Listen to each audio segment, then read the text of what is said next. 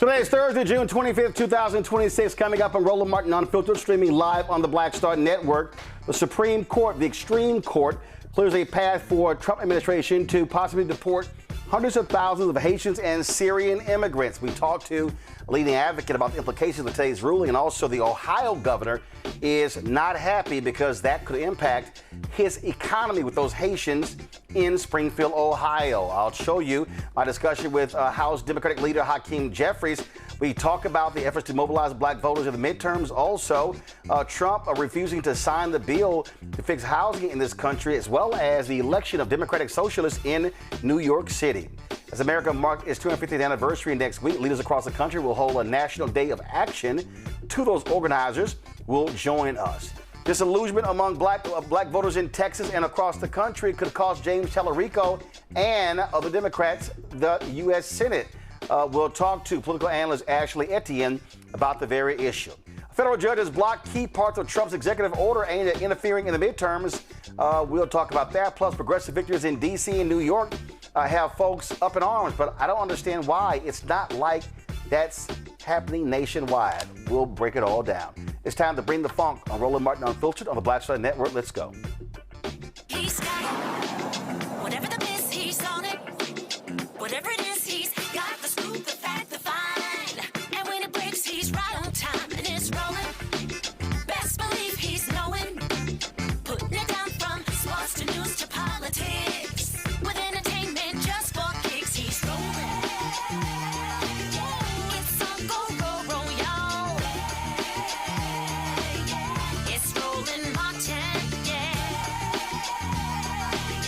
Rolling with Roland now. He's funky, he's fresh, he's real, the best, you know he's Roland Martin now.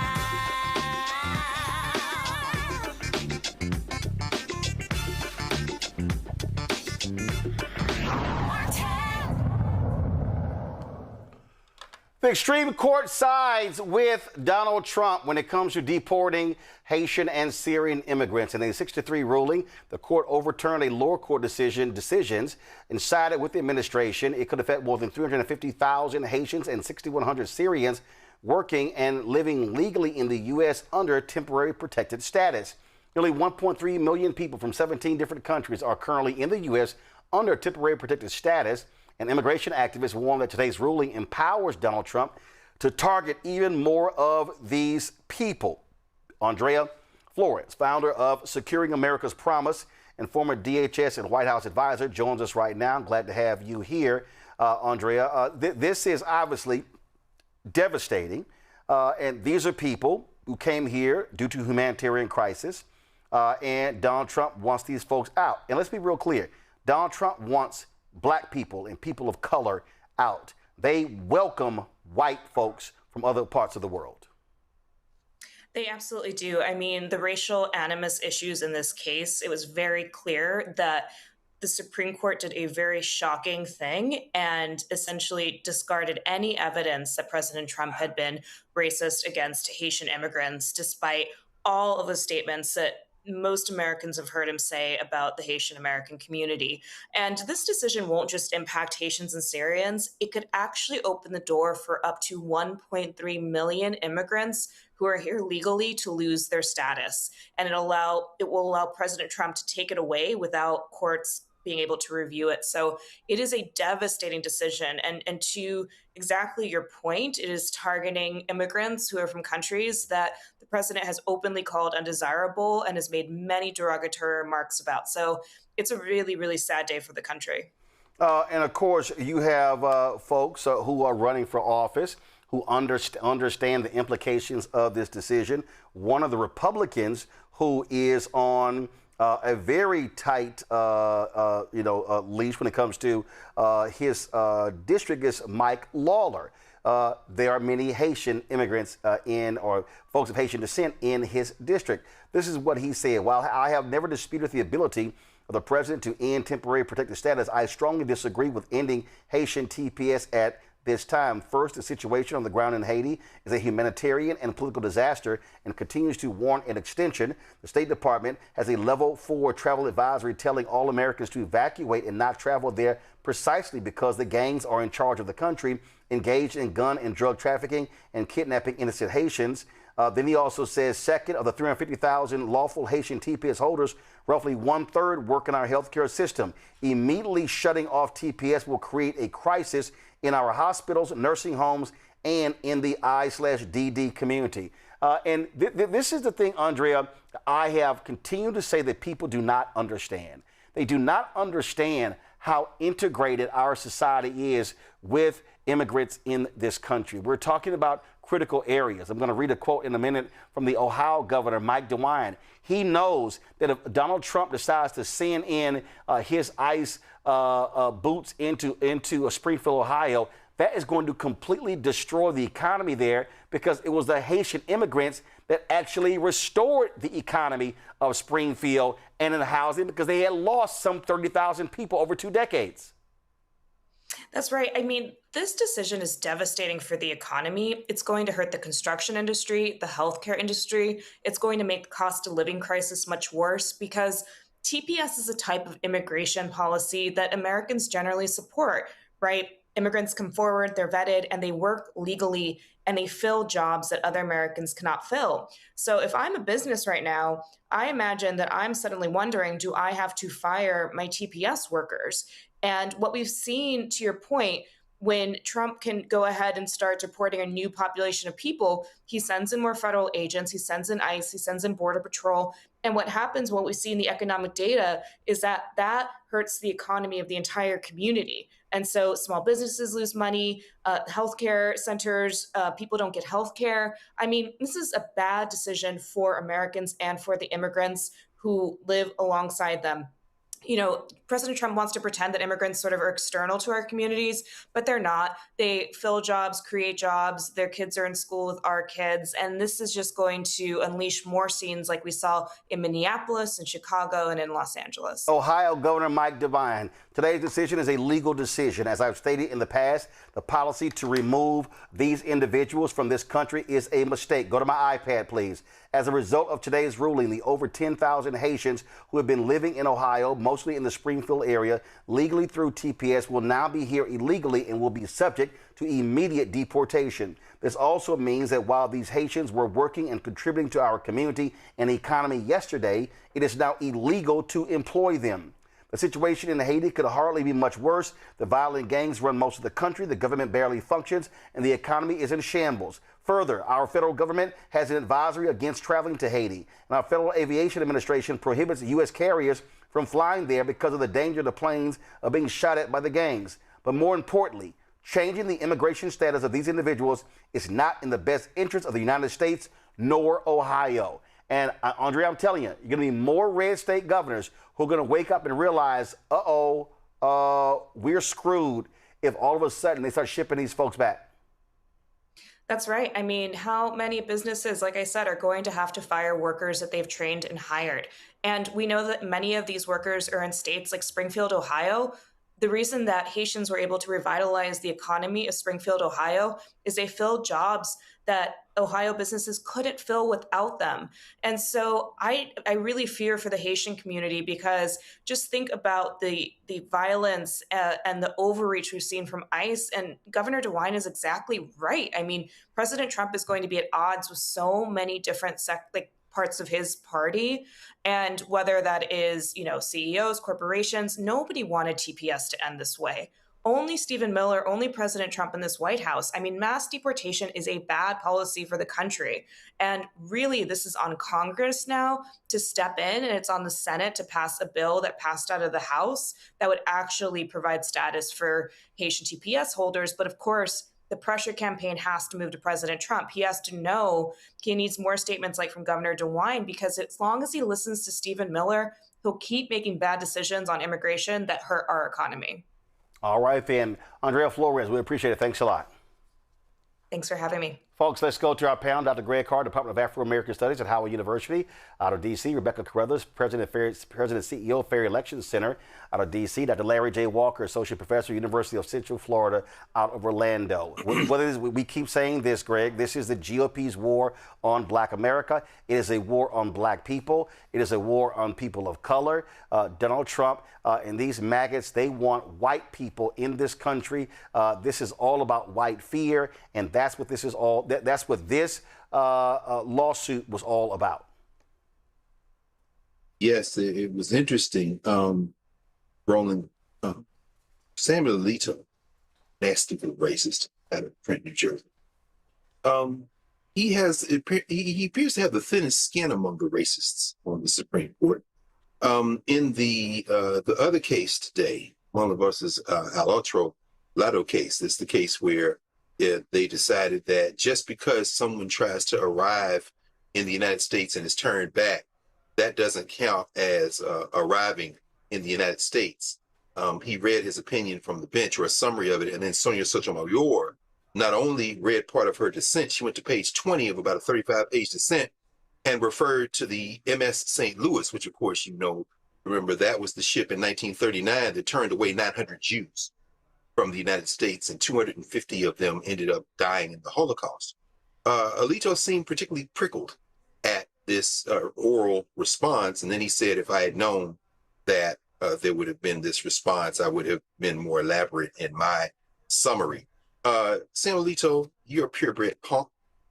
And then, of course, he went on to give the summary in the case we just talked about, Mullen versus Doe. They have caught the car. These racists are now acting with reckless abandon. There's no concern for any notion of the rule of law, stare decisis. And they said that they didn't even have the right to review TPS status. The executive had that right. But as Justice Kagan wrote in her dissent, that all these folks are asking is to stay in the country while the underlying substantive claim is being litigated. And on that claim, they are likely to prevail because racial animus doesn't have to be the only factor in making the decision, only a factor. And it seems to me that they're eating the dogs is enough of racial animus to prevail on the underlying claim.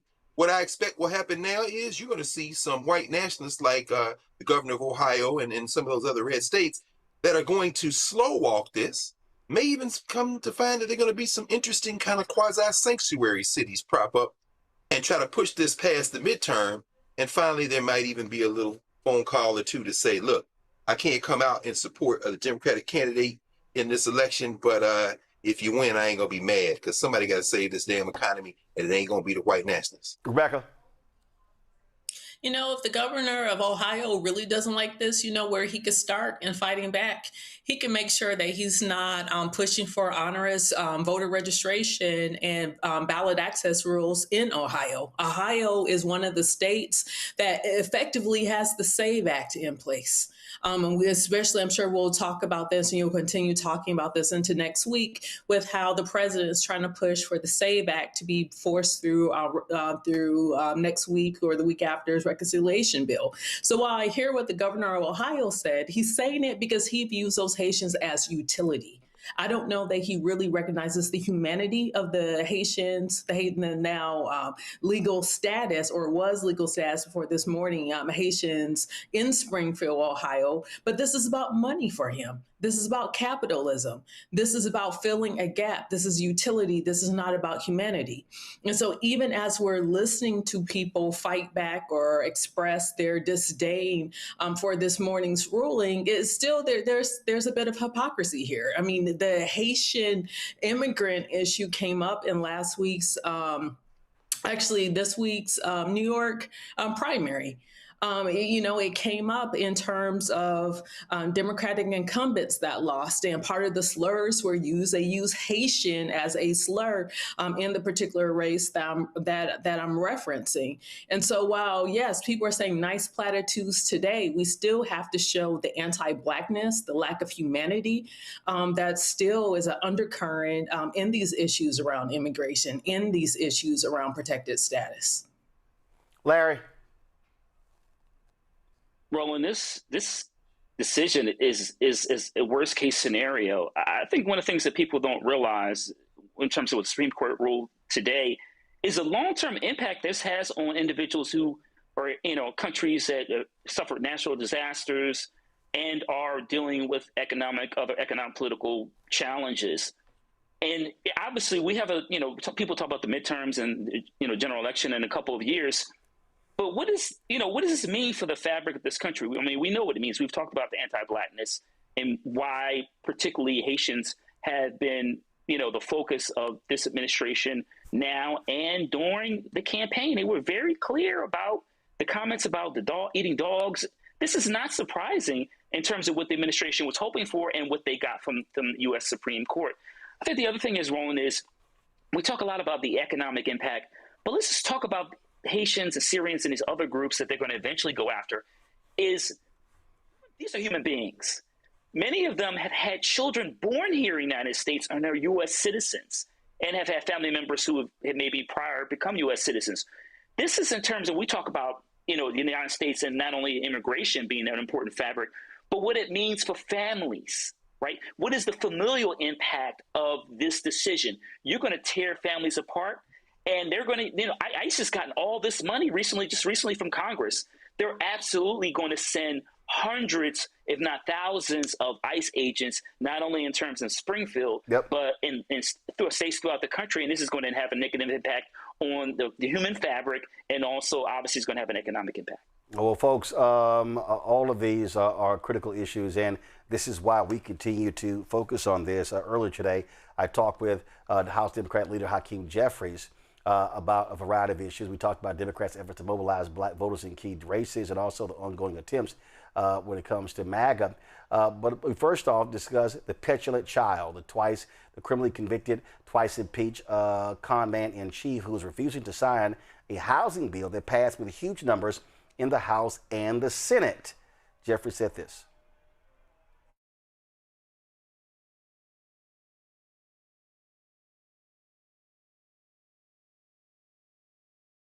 Happened yesterday.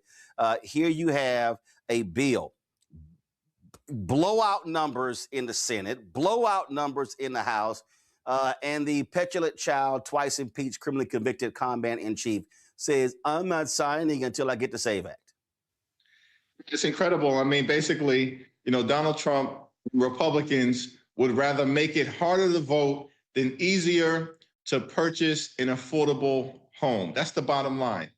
And this was a bipartisan bill negotiated in a tremendous way by Congresswoman Maxine Waters and Senator Elizabeth Warren, designed to try to deal with the housing crisis that exists in the United States of America. Donald Trump detonates the whole thing because he wants to engage in voter suppression and steal the election and prevent the midterms from being a free and fair election in November. And so he blows everything up, which is extraordinary to us because he had an opportunity actually to try to demonstrate, based on the work of others, that some movement and progress is being made on dealing with the affordability crisis, but the guy could care less.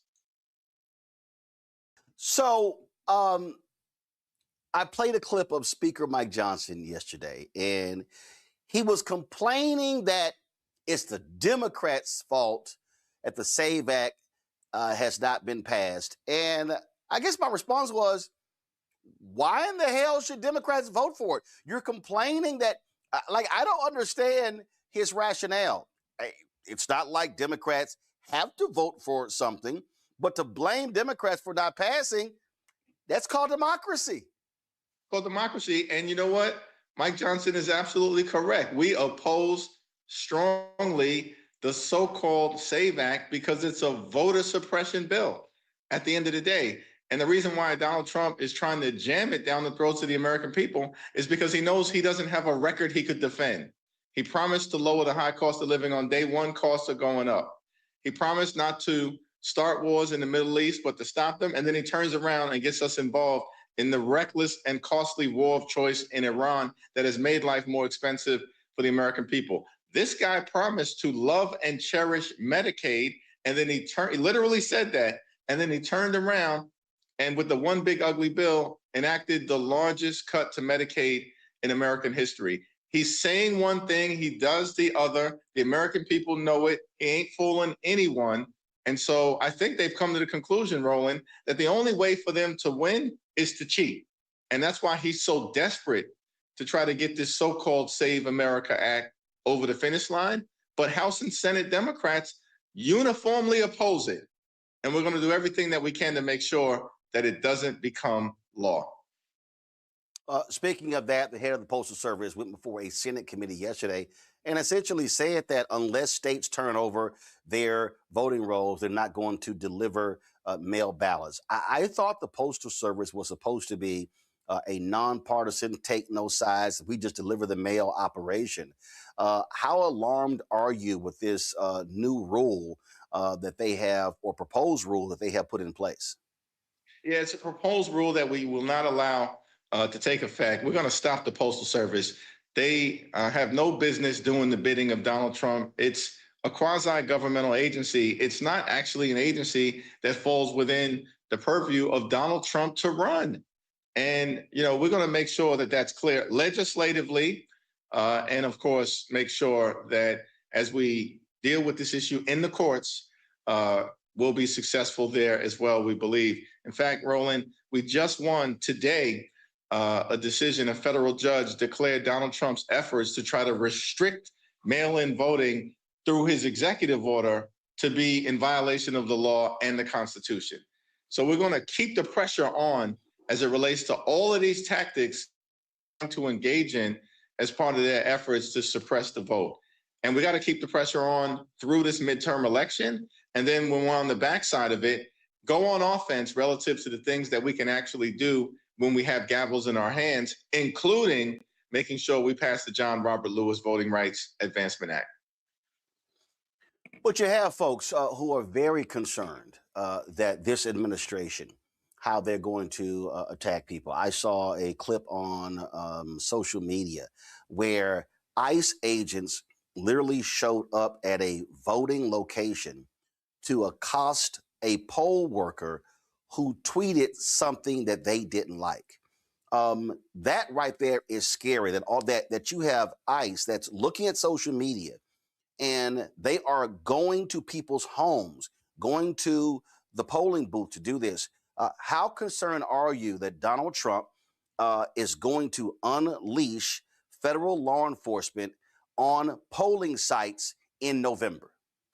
This is what we're absolutely concerned that this is one of the tactics that he will pursue. This was the genesis of part of the reason ICE being totally out of control. The Democrats drew a hard line in the sand and made clear they weren't going to get a dime from us as it relates to the manner in which they're conducting themselves. Immigration enforcement in and of itself should be fair, just, and humane. That's not what's happening. And then we have ICE agents being redirected as part of Donald Trump's efforts to suppress the vote and intimidate people. Now, here's the thing. I think the American people are resilient. They know that the Trump presidency has been a complete and total failure. House Republicans and Senate Republicans have been a complete and total failure and are going to show up in record numbers and overwhelm the Republican shenanigans. We've got to make sure that that, of course, happens. And one of the reasons why it's important for people to lean in, not back away, but lean in, is we want to make sure that the results in November are too big for them to try and rig. And we've seen this happen in other parts of the world. Viktor Orban, an autocrat, an authoritarian, a dictator, couldn't rig the election at the end of the day because the results were too big for him to rig. And if anyone was going to try to steal an election other than Donald Trump, it was Orban over in Hungary.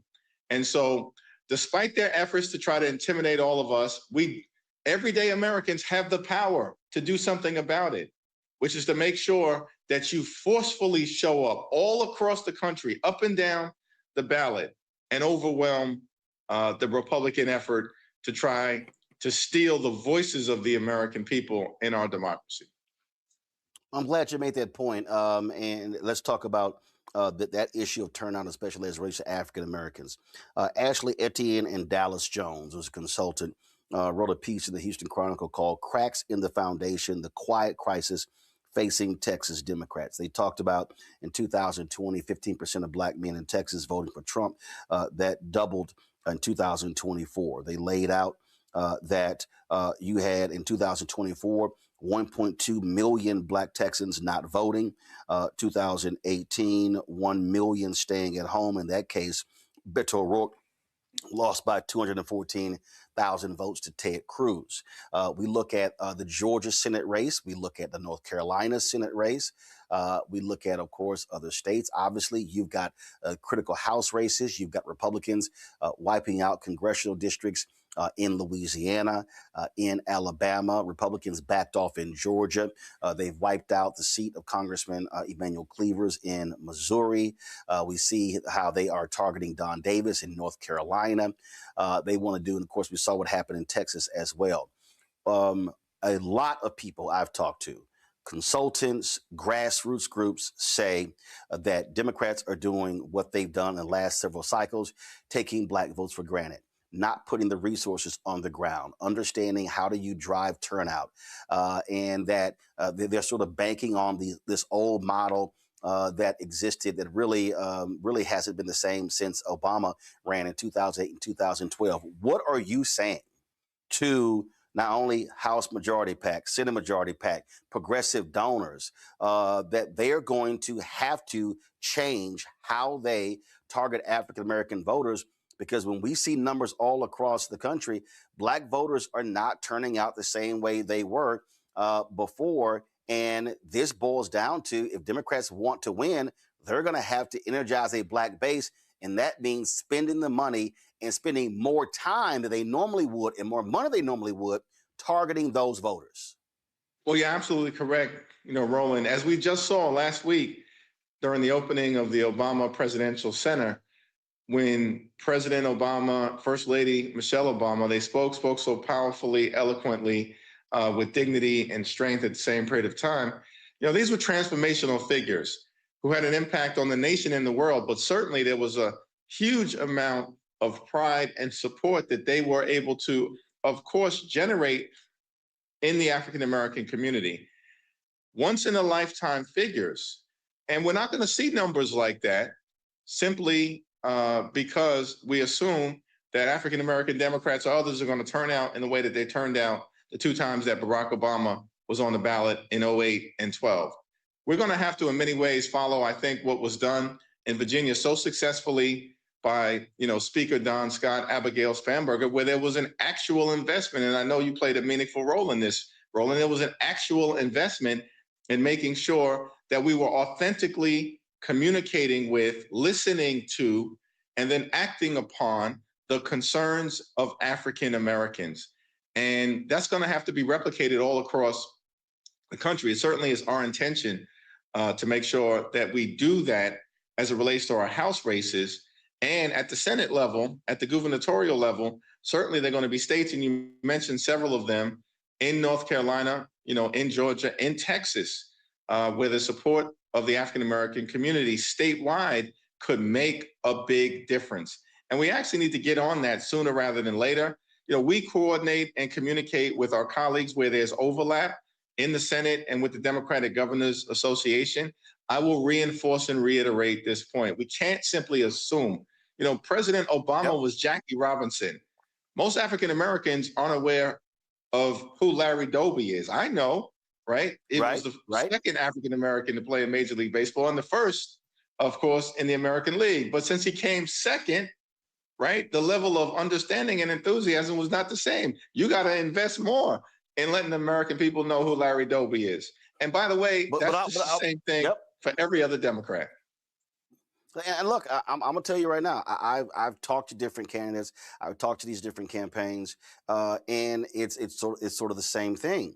And the concern that I have is that if you go, obviously 65 plus, they identify more as Democrats. In 55 to 64, somewhat. Once you go below 55, that number drops, which means that they don't self-identify as Democrats. These African Americans are more likely to vote Democrat.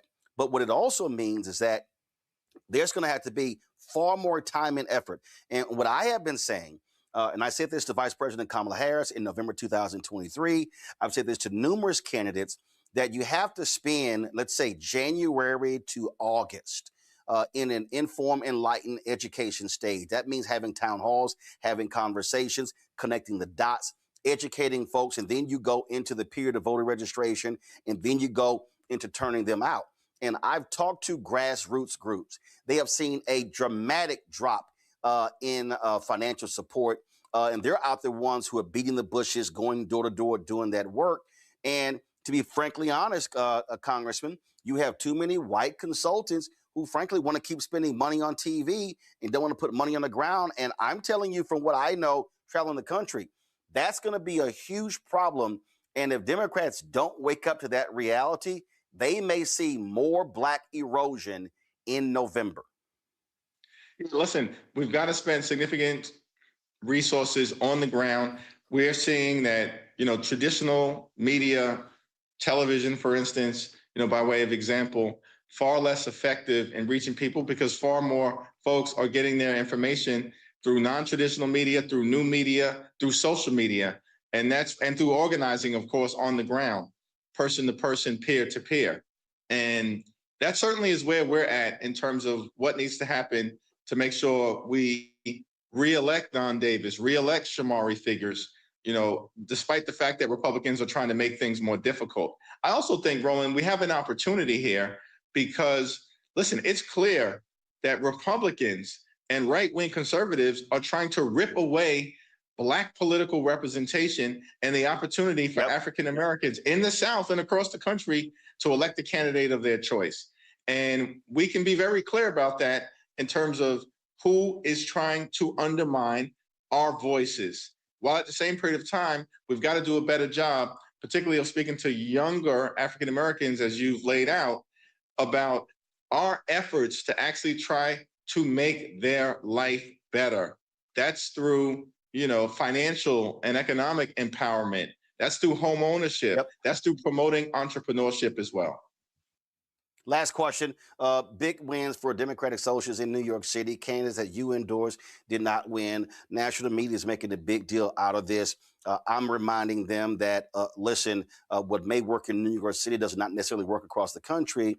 Your take on that, was that a situation where, frankly, they out-organize and out-mobilize? And are you making it clear that if those candidates win in November, that you will be welcoming them into the Democratic caucus fold gladly? Because all this reporting is like, oh, my goodness, there's tension with them in their agenda. So you'll speak to that.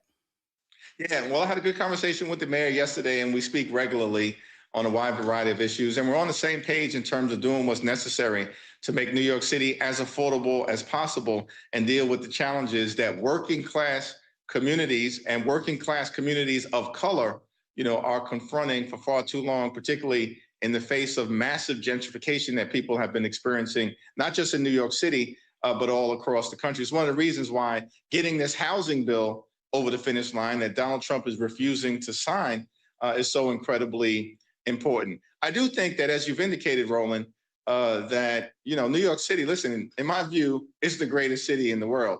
I know you may disagree with that, H-Town in the building. Of course I do. Of course I do.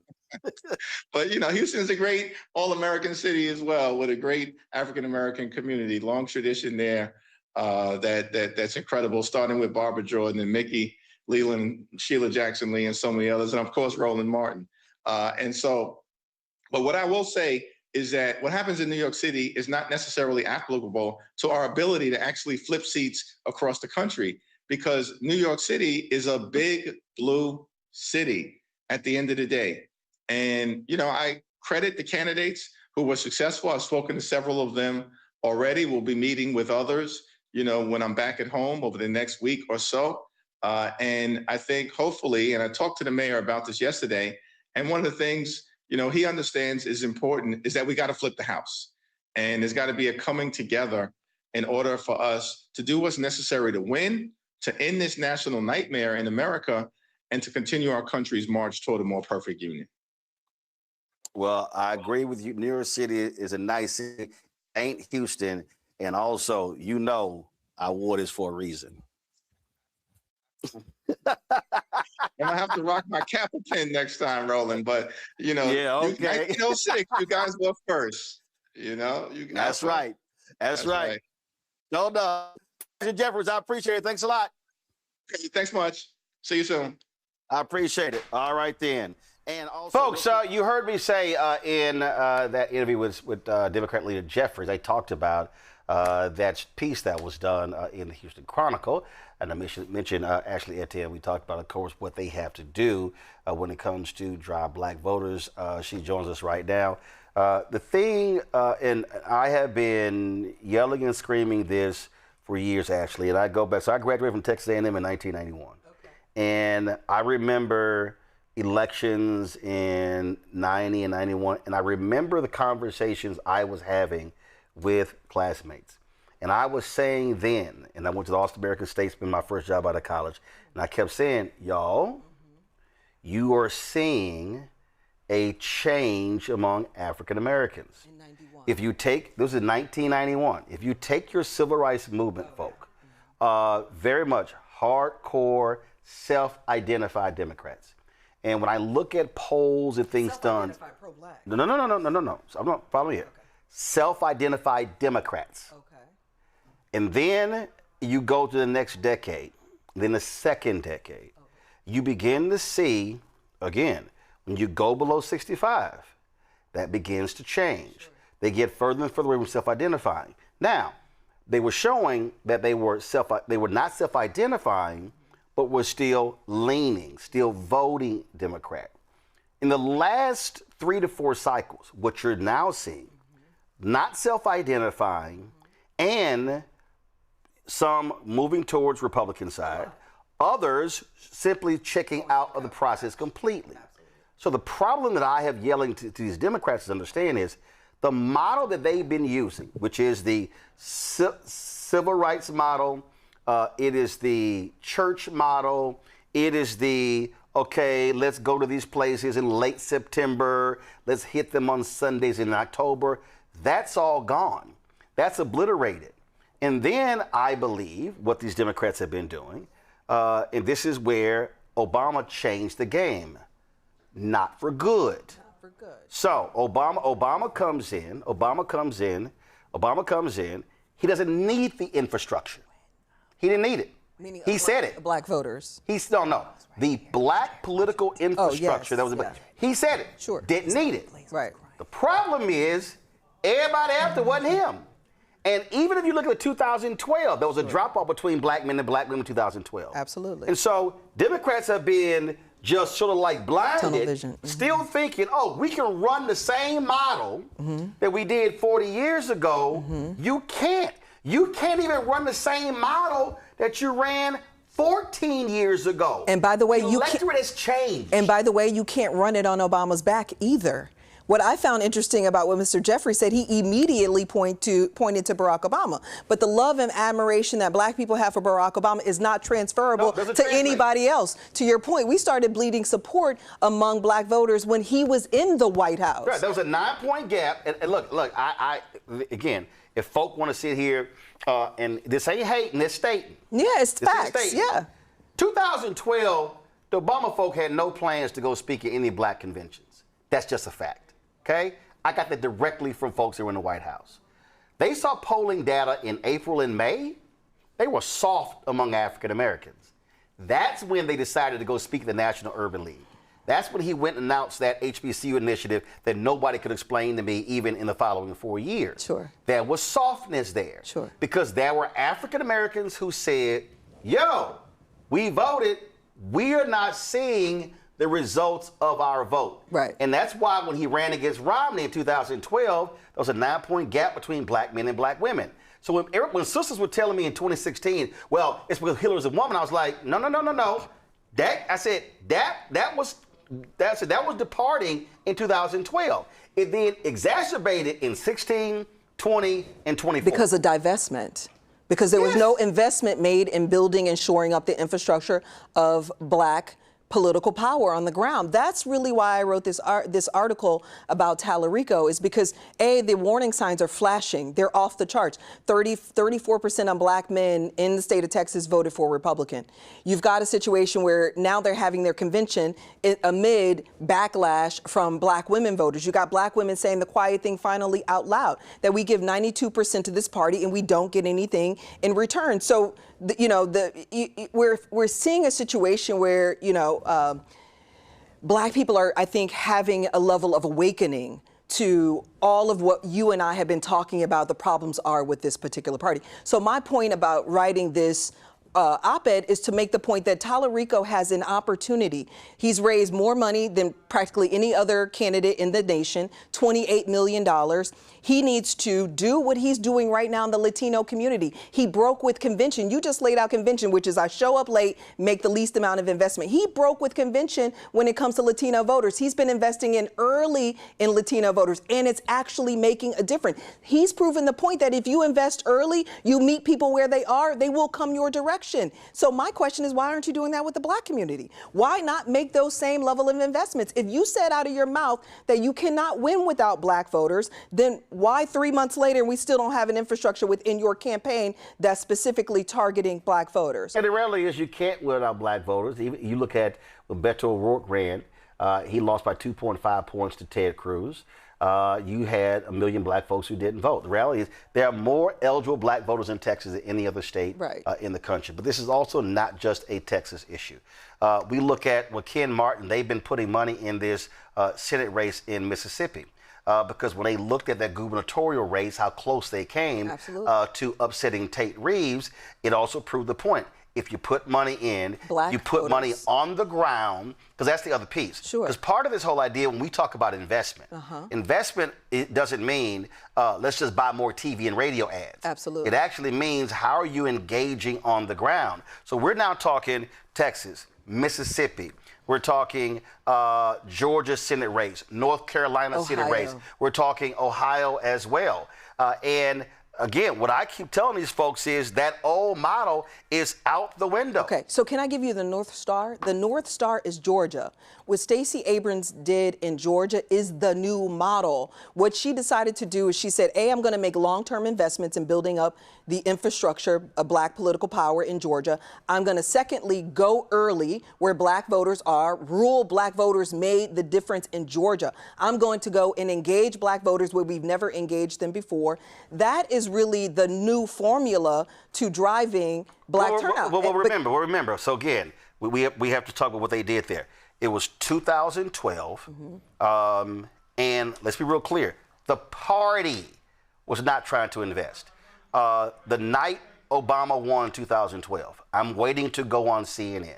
We are in the wings I'm in the wings with Chris Van Hollen. Sure. Then congressman, now senator. Yeah, he was the golden boy. And so Van Hollen was running the DCCC. Absolutely. So I say, hey man, when are y'all going to wake up and realize you need to invest in Georgia and Texas? I said there are 2 million eligible but unregistered Latinos in Texas. I said 800,000, I forget the number I gave him in Georgia. He goes, both of those are red. I said, they're not red. This is Sure. I said, they're not red. I said, I'm telling you, I said, but if you make no it's the effort. potential to be purple. I said, if you make no effort, they're guaranteed to be red. Absolutely. So after that election, what Stacey and that group does, they say, okay, you know what? We're going to figure out how do we do this. So one, the law got changed where it was automatic voter registration when you got your driver's license. They understood the infrastructure changes that need to be made. Absolutely. So the work that was done in 2012, 13, 14, 15, it pays off in 2020 with Biden, Harris, Warnock, and Ossoff winning. What the problem for how these people keep thinking, they keep thinking, well, throw some money in now, we're going to win the election. No. It's election thinking. It might take you 4 to 8 years. It will take. But the reason Georgia right now is in the place it is in right now, the reason those 2 black folks won the Public Safety Commission seats a few months ago is because of that infrastructure. And that was the argument I made in my op-ed, which is you've got the potential to turn Texas purple in the same ways that we were able to achieve it in Georgia. I think it's a direct parallel. But can I just say one thing, Roland? This might be a little provocative, but if you look at the numbers objectively, you can say to some degree in the state of Texas, black folks are the swing voters. Black people are the swing. They're definitely persuasion voters. So they are the swing voters. So the question is, why are you chasing this one small percentage of white voters who you think are the swing voters when the reality is black voters are your swing voters? If you look at the map in Texas. And every investment, every dollar invested in building the infrastructure in the black community multiplies 5 times over. Because if you get to me, I'm going to get to 5 other people. If you get to them, they're not telling nobody in they little country club that they voting for you. Get out of here. The math is very simple in states where you have lots of black voters. And the math is this here. If you're a Democrat, you're not. We know since LBJ signed the 64 Civil Rights Act and the 65 Voting Rights Act, white folks ain't riding with Democrats with the majority of the vote. They're not. Right. So the reality is, you get your 38, 42, 45% white vote, you cannot win without black. Literally. And without Latino voters. Even places like Texas, you can get a large Latino vote and white vote, but if a significant of black stay at home, you're DOA. So the reality is, you have to target Hispanics, target white folks, and you gotta target black folks. Yes. But the problem that I keep seeing is you have these hard-headed, white, largely male consultants who do not want to listen to black consultants, black pollsters, do not want to take their advice. They don't get hired. And then when they lose, blacks didn't turn out because you did not invest to reach them early. You can't wait 3 weeks before the election to go, oh man, we need to reach these folks. Okay, I can't tell you how many war rooms I've been in presidential campaigns where we're begging for money the last 30 days out to turn out black folks. So just to bolster your point on that. But I will say, can I just share some of the responsibility? What needs to happen is black leadership, especially in my home state, our home state of Texas, needs to understand that they have all the power in the dynamic. This man said that he cannot win without your people. So the question is, what are you demanding of this gentleman? Kamala Harris said it perfectly. We have to become more transactional. So in a situation where his back is against the wall, my question is, what are we demanding of him? Now, when we talk about investments in the infrastructure, you're right. I'm talking about the ground. But I'm also talking about creating and building a new information ecosystem that includes new black media like the show where I'm on right now. That's one thing we talked about, because he cited Virginia. And what happened in Virginia was, and that all was because of Don Scott, who was the Speaker of the House. Don Scott said, we can't keep doing things the same way. When he reached out to us in 2023, Don Scott, Alpha, Texas A&M graduate, so double connection. He said, hey, I saw what you did with Warnock. I want you to do the same thing. Absolutely. He said, we win the House, I become Speaker of the House. Absolutely. So they made the advertising investment. We did 5 shows on the road there. All the different candidates came on. They were able to take those clips, drive them out. And then there were people who were watching the show. Now, here's what was crazy. The white Democrats came up to him and said, why in the hell would you wasting your time to spend that money? Sure. And he said, we got the data. He said, these are the people who said I couldn't make the town hall, but I was watching it online. Sure. They win the House. Sure. All right. 2025, they come back. He said, we're going to do it again. They expanded the House. And so he's been telling folk who actually talked to him, saying, y'all, this is what you have to do. You can't just sit here and just throw a concert and throw a rally. Throw Cardi B at it and Obama. You go. No, exactly. Right. It makes no sense. Can I just say? And so this is where they keep failing. Make the point. Then I'm going to go to the panel. They got questions for you. Okay. So can I just say that when I say that we have to share the responsibility with black leadership, that's not just in the state of Texas, but that's nationally. Absolutely. I was on your show. We talked about the release of the autopsy. The most important pages in that entire document are the last 5 pages where they talk about where the money went. The entire Democratic ecosystem, including what Mr. Jeffries is in charge of, the DCCC, it is an $8 billion industry. Black people get about 1% to 2% investment out of $8 billion. That's about $1.25 per black voter. Okay, that's abysmal. So my point is hold on, no. Say it again for for the Simple Simon Negroes who were getting an attitude because I got $350,000 in advertising from the Kamala Harris campaign. But they didn't say a damn thing. They didn't say a damn thing about the 800 million white folks got, or they said nothing about the 9.5 million BET got.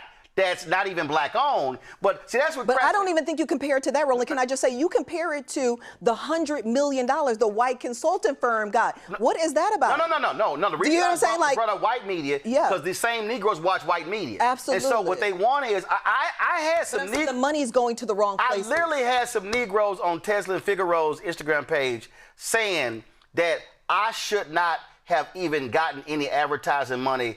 I should have done it just because. And I said, Comcast don't say that. Exactly. Disney don't say that. iHeart don't say that. Cumulus don't say that. Sinclair, Nexstar, all the media companies don't say that. I said, so this is also where black people got to be educated. We can't be sitting here wanting black folk. No, it's a business. That's the first education. It's the biggest business in the country.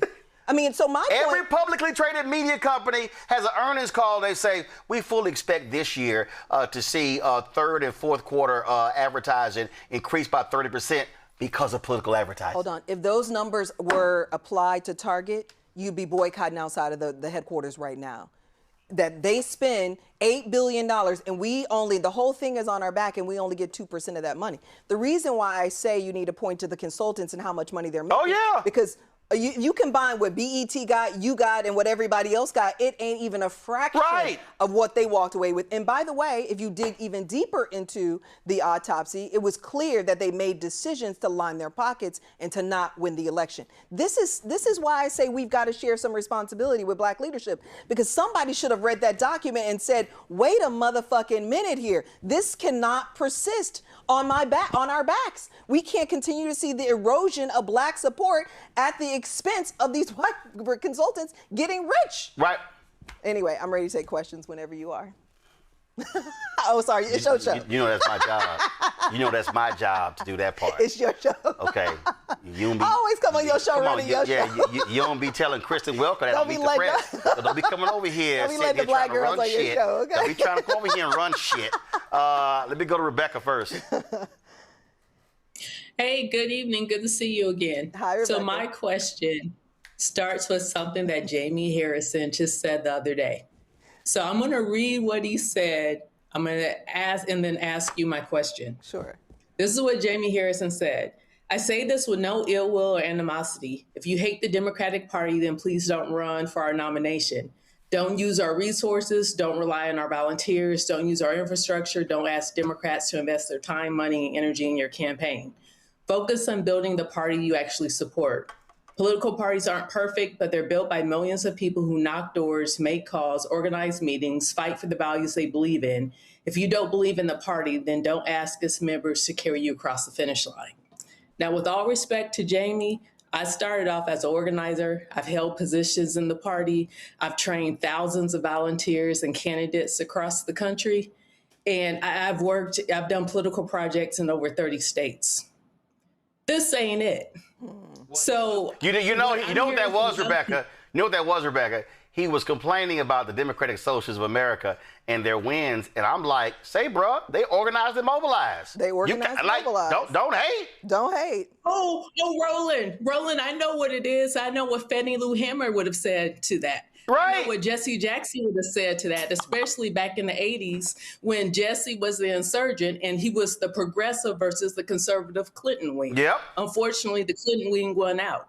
So here's I guess my question, or looking for your comment, is we know people are looking for bold leadership because bellies are empty right now. People are unhoused. People are looking for housing. People are struggling. People are really hurting. And we have a person in the White House who is hell-bent on destroying this country. Well, so what do you say to those party leaders who are calling for a purity test while the house is on fire? I mean, I think it's a waste of energy and time. I've been making the point consistently that the Democratic Party, what it lacks is a vision. And so, love it or not, socialist or not, these candidates that are beating Democratic incumbents and that are winning these primaries have vision. They're speaking directly to the suffering of the American people, of their constituents. They're also coming up with plans proactively to address them. That's why Mondani won. That's why the sister won here in D.C. is because they're laying out a vision. The Democratic Party, there is no clarity around what it stands for, what it's going to do. I mean, all it is right now is an anti-Trump party. It's not giving the base anything to not just mobilize around, to rally around, but even to fundraise on. I mean, that's the thing I find so shocking is look at recently the numbers that the Democrats are sort of negative $124 million compared to Republicans. So I think the ire is in the wrong place. What needs to happen is Jamie needs to turn the mirror on the Democratic Party and ask the party, why are we not laying out a vision? Why are we not providing the American people with a level of confidence that we can do the job come November, any November, pick whichever November it is? I mean, I find most shocking that the Democratic Party is polling at 28%, lower than Donald Trump at his lowest. That speaks to a larger problem that has nothing to do with with members who are running as socialists. Well, so Jamie should focus the attention on that. Well, I think even when you look at those numbers, those are people looking at national polling. Yet when I begin to look at individual races in these various states, national polling matter though. No, I understand national polling matters. What I'm saying is, national polling is one thing, but when I begin to look at these individual races that have been happening, mayoral races, special elections, state level as well, and seeing Democrats win, what I keep telling people, these are people who are running in those places who are not running on a D.C., New York talking point agenda. No, they're creating distance with the Democratic Party. But they're also doing, my point is, they are speaking to what happens in that specific place. And what I keep telling folks, and we're going to talk about this in the second half of the show, when we talk about what took place in New York, is I'm sick of these New York, D.C. people thinking, especially these media people, thinking that a Democratic socialist winning in New York City is going to take over the entire party. Well, Roland, we saw that in Philly. No. Hold up. Follow me here. Yeah. Well, no, what I'm saying is... It's happening everywhere. It's not happening everywhere. What I'm saying is what might happen in New York or in a race in Philly or in a race in D.C. does not translate to Georgia, Ohio, whatever. Absolutely. The point is you run based upon where you're located and what resonates with that group of voters. So what may work, so an AOC agenda may work for her district, but not for Sanford Bishop's district. And so they conflate the two. So, but my point is, if you're the former head of the Democratic Party, what you need to be concerned with is the brain of the Democratic Party as well. Oh, I get it. No, right? First of all, I don't even, but my point, which we'll get to later, is I believe that what Jamie said, what's her name? Tish James, they're complaining about the wrong damn thing. Nobody owns a seat. Voters determine who's in the seat. And if they kick your butt out, there may have been a reason. Larry, your question. Yeah, I think this is a really important conversation, and we talked about black men a little bit, and I guess the question is, if you had the resources you needed to pour into, making sure we got black men, they feel appreciated and registered to vote and went out to vote. What do you think how would you focus those resources specifically if, like I said, you had this untapped amount of money to invest in black men and, like I said, the issues they care about? How would you go about strategically in terms of investing in getting black men out to vote? Okay, so first I want to take a step back to make the point that the Democratic Party, if we just look at 24, for example, outraised the Republican Party. So the resources are there to make these investments. That's the first thing. I need people to understand we're not cash strapped as a party. This is not a scarcity mentality. There's plenty of money to go around and do these investments. That's the first point that we need to clarify to viewers. The second is you have to bring black men into the party. You have to bring them to the table. I can't answer the question. I'm not a black man. I can't even begin to answer the question. Listen, and I'm single and all kind of other stuff. I'm looking for myself, but I can't answer that particular question. Only black men can answer that question. And so the problem with the party has been that we do not bring these voters to the table to understand that it's not Mr. Jeffries' party, it's their party. It's not these elected officials' parties, it's their party. So that's the first thing I would do is, one, accept the fact that do not be dissuaded by any argument that there's not enough money, there's tons of resources. Bring black men to the table and let them drive their own strategy. That's the way to do it. Greg? Thanks, Roland, and thank you, Sister Etienne. I'm going to pick up with in the spirit of what's already been asked by Rebecca and by Larry, by Dr. Walker. Yeah, and it's not just New York. Obviously, I don't know if Karen Bass is in trouble, but we saw Chris Van Hollen, that same Chris Van Hollen that Roland had to get with, endorse Dr. El Sayed in Michigan. Exactly. So, you know, so my question, like, not to mention, as you said, Chris Rabb in Philly, but my question has to do with black voters generally, not parsing by gender or class, but by our it seems to me, proclivity to conflate demographic and representation. So the idea that we have to convince folk to go out and vote for James Talarico, I think, how much of that in your mind tracks with looking at the color of the of the candidate rather than the policy of the candidate to make decisions on how to vote? And how does political education, not just advertising, not just door knocking, but really kind of grassroots incremental political organization around policy making, what role does that play to kind of increase the intelligence of our voters so we don't just be picking people because of whether they're black or not, and then deciding that we're not going to vote for somebody because we don't like how black people and white people were talking to each other in Texas? Yeah, no, I think those are two really great questions. I mean, on the first one, I think the answer is not as simple as complexion. I mean, we're looking at a situation where black people are feeling betrayed by what happened in November. That's the first thing. And then black Texans are feeling even further betrayed. That's compounded by how they felt like Jasmine Crockett was treated. I mentioned earlier, there was a quote in the Houston Chronicle. They interviewed black women, and one said in particular that we give 92% of this party and we don't get anything in return. That's the first time I've ever heard black voters, specifically black women, say that quiet thing out loud, that we are taken for granted. So from my perspective, I think it's less about the race of Talarico, and it's more about how black people feel like we've been betrayed, we've been taken for granted, and we've been ignored by the Democratic Party. Now, to your point about education, it's essential. You know, because what we need to communicate, I think, is not just sort of levels of government, policy, that sort. First, that this is a business, that the party owes this to you, whether in Texas or Philly or nationally. This is what you're owed, you know, that we are owed investment. And the reason why investment matters is, to your point, you've got to have these organizations that are going out and educating black voters. How do they get the capital to do that? Nothing is free in this world. So the way they get the capital to do that is we have to, as black elites, and educate others on the fact that when I talk about the money is not about hiring a consultant, not just about investing money in Roland's business and his company to reach more black voters. It is about giving the money to those groups that can then go out and do the work of not the Democratic political party, but build black political power year around. This money is the biggest infusion of capital that we'll see to actually support that infrastructure. But I think you actually I think what you're saying, though, actually backs up what Greg said.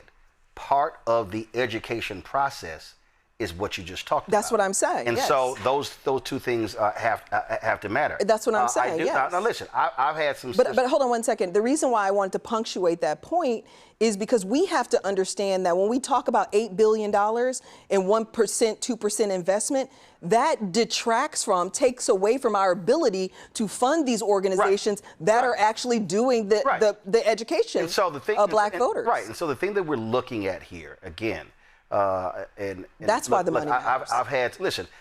I've talked to a lot of people in Texas, folks upset because Crockett lost. But also, you got to look at the campaign that was run, okay? It wasn't a strong campaign. And what I also look at is there are 4 Democratic United States senators. 2 are black women, Angela Also Brooks, Lisa Rochester Blunt.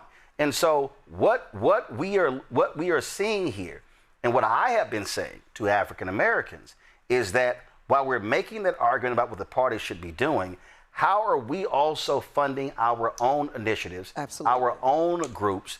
how are we spending our money? Because when black voters matter, when That's my next Until op-ed. Freedom, when black grassroots groups in Alabama and Georgia, listen, that Freedom Coalition that we put on, All Roads Lead to the South, it's more than 100 people involved in that, all kind of different groups.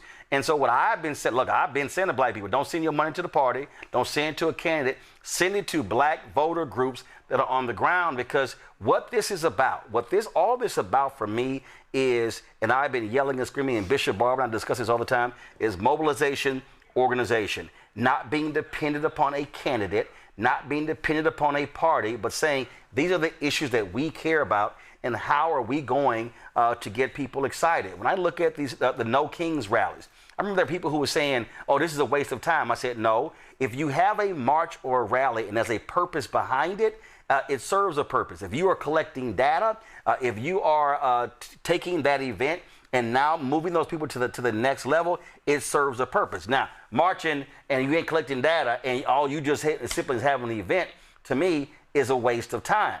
And so that, to me, I think is also important. So it's an and strategy. Yes. Okay. It is, and I need a big, any comparable chunk of that $8 billion, because that's going to be the biggest investment. And I need to make my own investments from my community that I can then control. It's an and strategy. Right. As far as it's not, for me, it's not either or. Right. It's an and strategy. But what I am saying is, while the battle goes on to get part of that $8 billion, there's still coming upon our organizations to utilize our resources. And so when I've been saying D9, Prince Hall Mason, Eastern Star, Links, Jack and Jill, all these different groups that we have, all of our black journalists, black engineers, black scientists, all that sort of stuff like that, we have significant capacity. Throw in the millionaires, the black billionaires, like throw in the real money, not the workers, but the real money. No. But all those groups also have money. Sure. Because we talk about D9, those are self-funded groups. So my point is, we have capacity. The question is, how are we properly utilizing our capacity for the benefit of black people? And so that, to me, is the challenge. And so I just believe that... You want me to get into what Delta's doing? Huh? You want me to... I'm on the board of our D4. You can get into what Deltas are doing. But I think we're collectively D9. What I'm saying, though, is there are instances where Delta should be doing more. Sure. AK should be doing more. Sure. And there are also opportunities where you also cross-pollinate, because we have all those groups have their GOTV efforts. Yeah. And I'm like, okay, but how many are actually effective? Okay. I don't mean you had the event. The question is, are you effective? Okay, how many people did you actually register? Okay. Did you actually get the data and break it down by precinct? Did you do it that way? How are we actually doing it? And so... Can I just say, the reason why this $8 billion matters is because if we can, I don't disagree with anything you said, I think you're 100% right. But what we should be doing, D9, let's just stick with D9, for example. We should be putting our people to work via the campaign, which has already committed the money, to learn how to knock doors, to learn how, so our first investment is from them, and then we run from there. We don't have the money. I mean, I know we got money, but listen, I'm on my board of D4, which is our D4 arm, where we do all of this work. We train candidates, we invest in candidates. We don't have that kind of money. We got money, but it ain't nowhere close to what the party is going to invest on the ground if we can pressure them to do it. Then what we do is we funnel our people through their system to get the training. That's at no cost to us. We don't even, and then we maximize on the ground. But we don't even need to go through their system for the training. We just, seriously, Bishop Barber and I made a call in February to train but why not, though? I'm explaining to you. Okay. Bishop Barber and I in February made a call to train 1,000 alphas on this very thing. Sure. We made that call. We hit that number, but we had non-alphas who hit us up, non-Greek. We had sisters who hit us up. We did the same. And so, wait a minute. Yeah. So June 13th, we had the training. Nearly 2,000 people were on that training. It was a virtual training on this very thing. Same. Okay? We had 1,200. The point I'm making is, I'm not waiting. Sure. And so what I'm saying is, while this is happening, while the fight for the $8 billion is over here, we can't wait. The problem. And we're all doing the work. But wait a minute. The problem that I've seen with my own eyes all across the country, we have folks who are waiting. And they wait. And I'm saying is, We can't be waiting to see what they're going to do when we are the I don't ones, disagree with that. when the policies are going to be hurting us. I don't disagree with that, and I think we are doing it. But what I'm saying No, is, we're not. Not fully. well, I mean, And your again, organization is doing it. We're doing it with the Omegas. I mean, a lot of us are doing it. I had 1,200 A lot on of our us call. are doing But can I busy just- work. But can I But go say ahead. one thing, though? The point is, how do you expand your capacity? 1,200 Yes. ain't nothing. Okay, I mean, it's good, but it ain't Yeah, nothing. but first of all, So hold on. I can't get to 20,000 unless I do 1,200. No. And I can't do 12 How do you get to 100. 20? The way you get to 20 is you say to Talarico, break me off $10 million. I'm going to put it on the Yes. ground and I'm going to train. Hold on. Give me a second. All over the state of Texas. I'm going to commit to training 25,000 people. Delta Alpha, we don't have the capacity to train at that level. So you got 25 Delta in Texas. Alpha individually does not. Even collectively, we don't. You just said 1,200. 2,000 were on your call. 1,200 were on mine. That's 3,000 people. That's not true. Give a perfect example. 2011, a voter suppression bill was passed in Ohio. And what they did was they said they needed 300,000 signatures to get it on the 2012 ballot. And so when I moderated in 2011, the D9 CBC panel, the Congresswoman Marsha Fudge put together, all the presidents were there, plus the Panhellenics were there. Okay, they were all there. Sure. And so when I put that out there, and they were like, okay, we weren't aware of that. Okay. So Fudge was like, well, go. I'm like, no, we're going to stay right here. And so I pressed all of them on it. When they met the next day. You're talking about signatures. One second. Okay. Hold on. Okay. These were all the national presidents. But signatures. Follow me here. I'm just following listen. you. They I just needed wanna make sure I'm clear. 300,000 signatures to put the initiative on the ballot. Got it. When they met the next day, Sure. they actually realized when they counted that there were 120 D9 chapters alone in the state of Ohio. Right. They were all shocked. And what I'm arguing is, what often happens is we don't even fully recognize what our capacity power is because Absolutely. we're operating in silos. So when you're talking about going to Talarico or going to a party or going to and it's not even right now the issue is not even really going to a Talarico. Really what's going on here, and I've had this conversation with folks who sit with these donors. You have these billionaire donors who literally only listen to a handful of consultants who tell them where to spend their money. Absolutely. So, I mean, and the fact is, the money doesn't even really go to the parties anymore. It goes to these outside PACs and these other groups.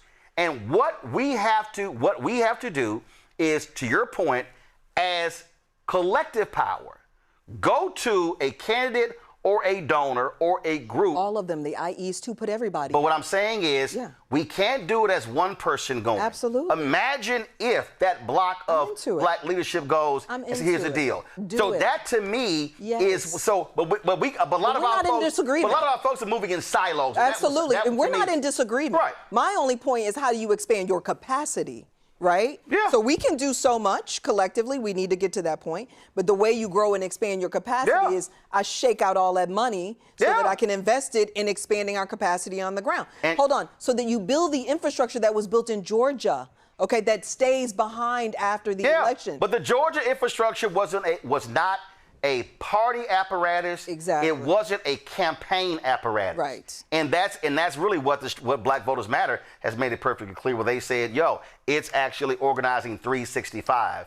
And unfortunately, in too many of our cities and states, it's only built around that campaign where we turn it on, we turn it off, and then it does nothing. And to Greg's point there, when you have those organizations that are 365, then you are educating on policy year round. One of my biggest complaints about the Congressional Black Caucus Foundation is you have this annual event in September, 20, 30, 40,000 people go through there, and I don't get a single email from them between October and the following August about policy that's going on. And even though they're a foundation... Let alone what they're doing, a message, I mean, all these Even things. though they're a foundation, they don't have to give me a partisan stance, but how about you send me information on bills that we talked about at the CBCF and update on what's going on? So what's the whole point of having 30, 40,000 gather if you do nothing with that database?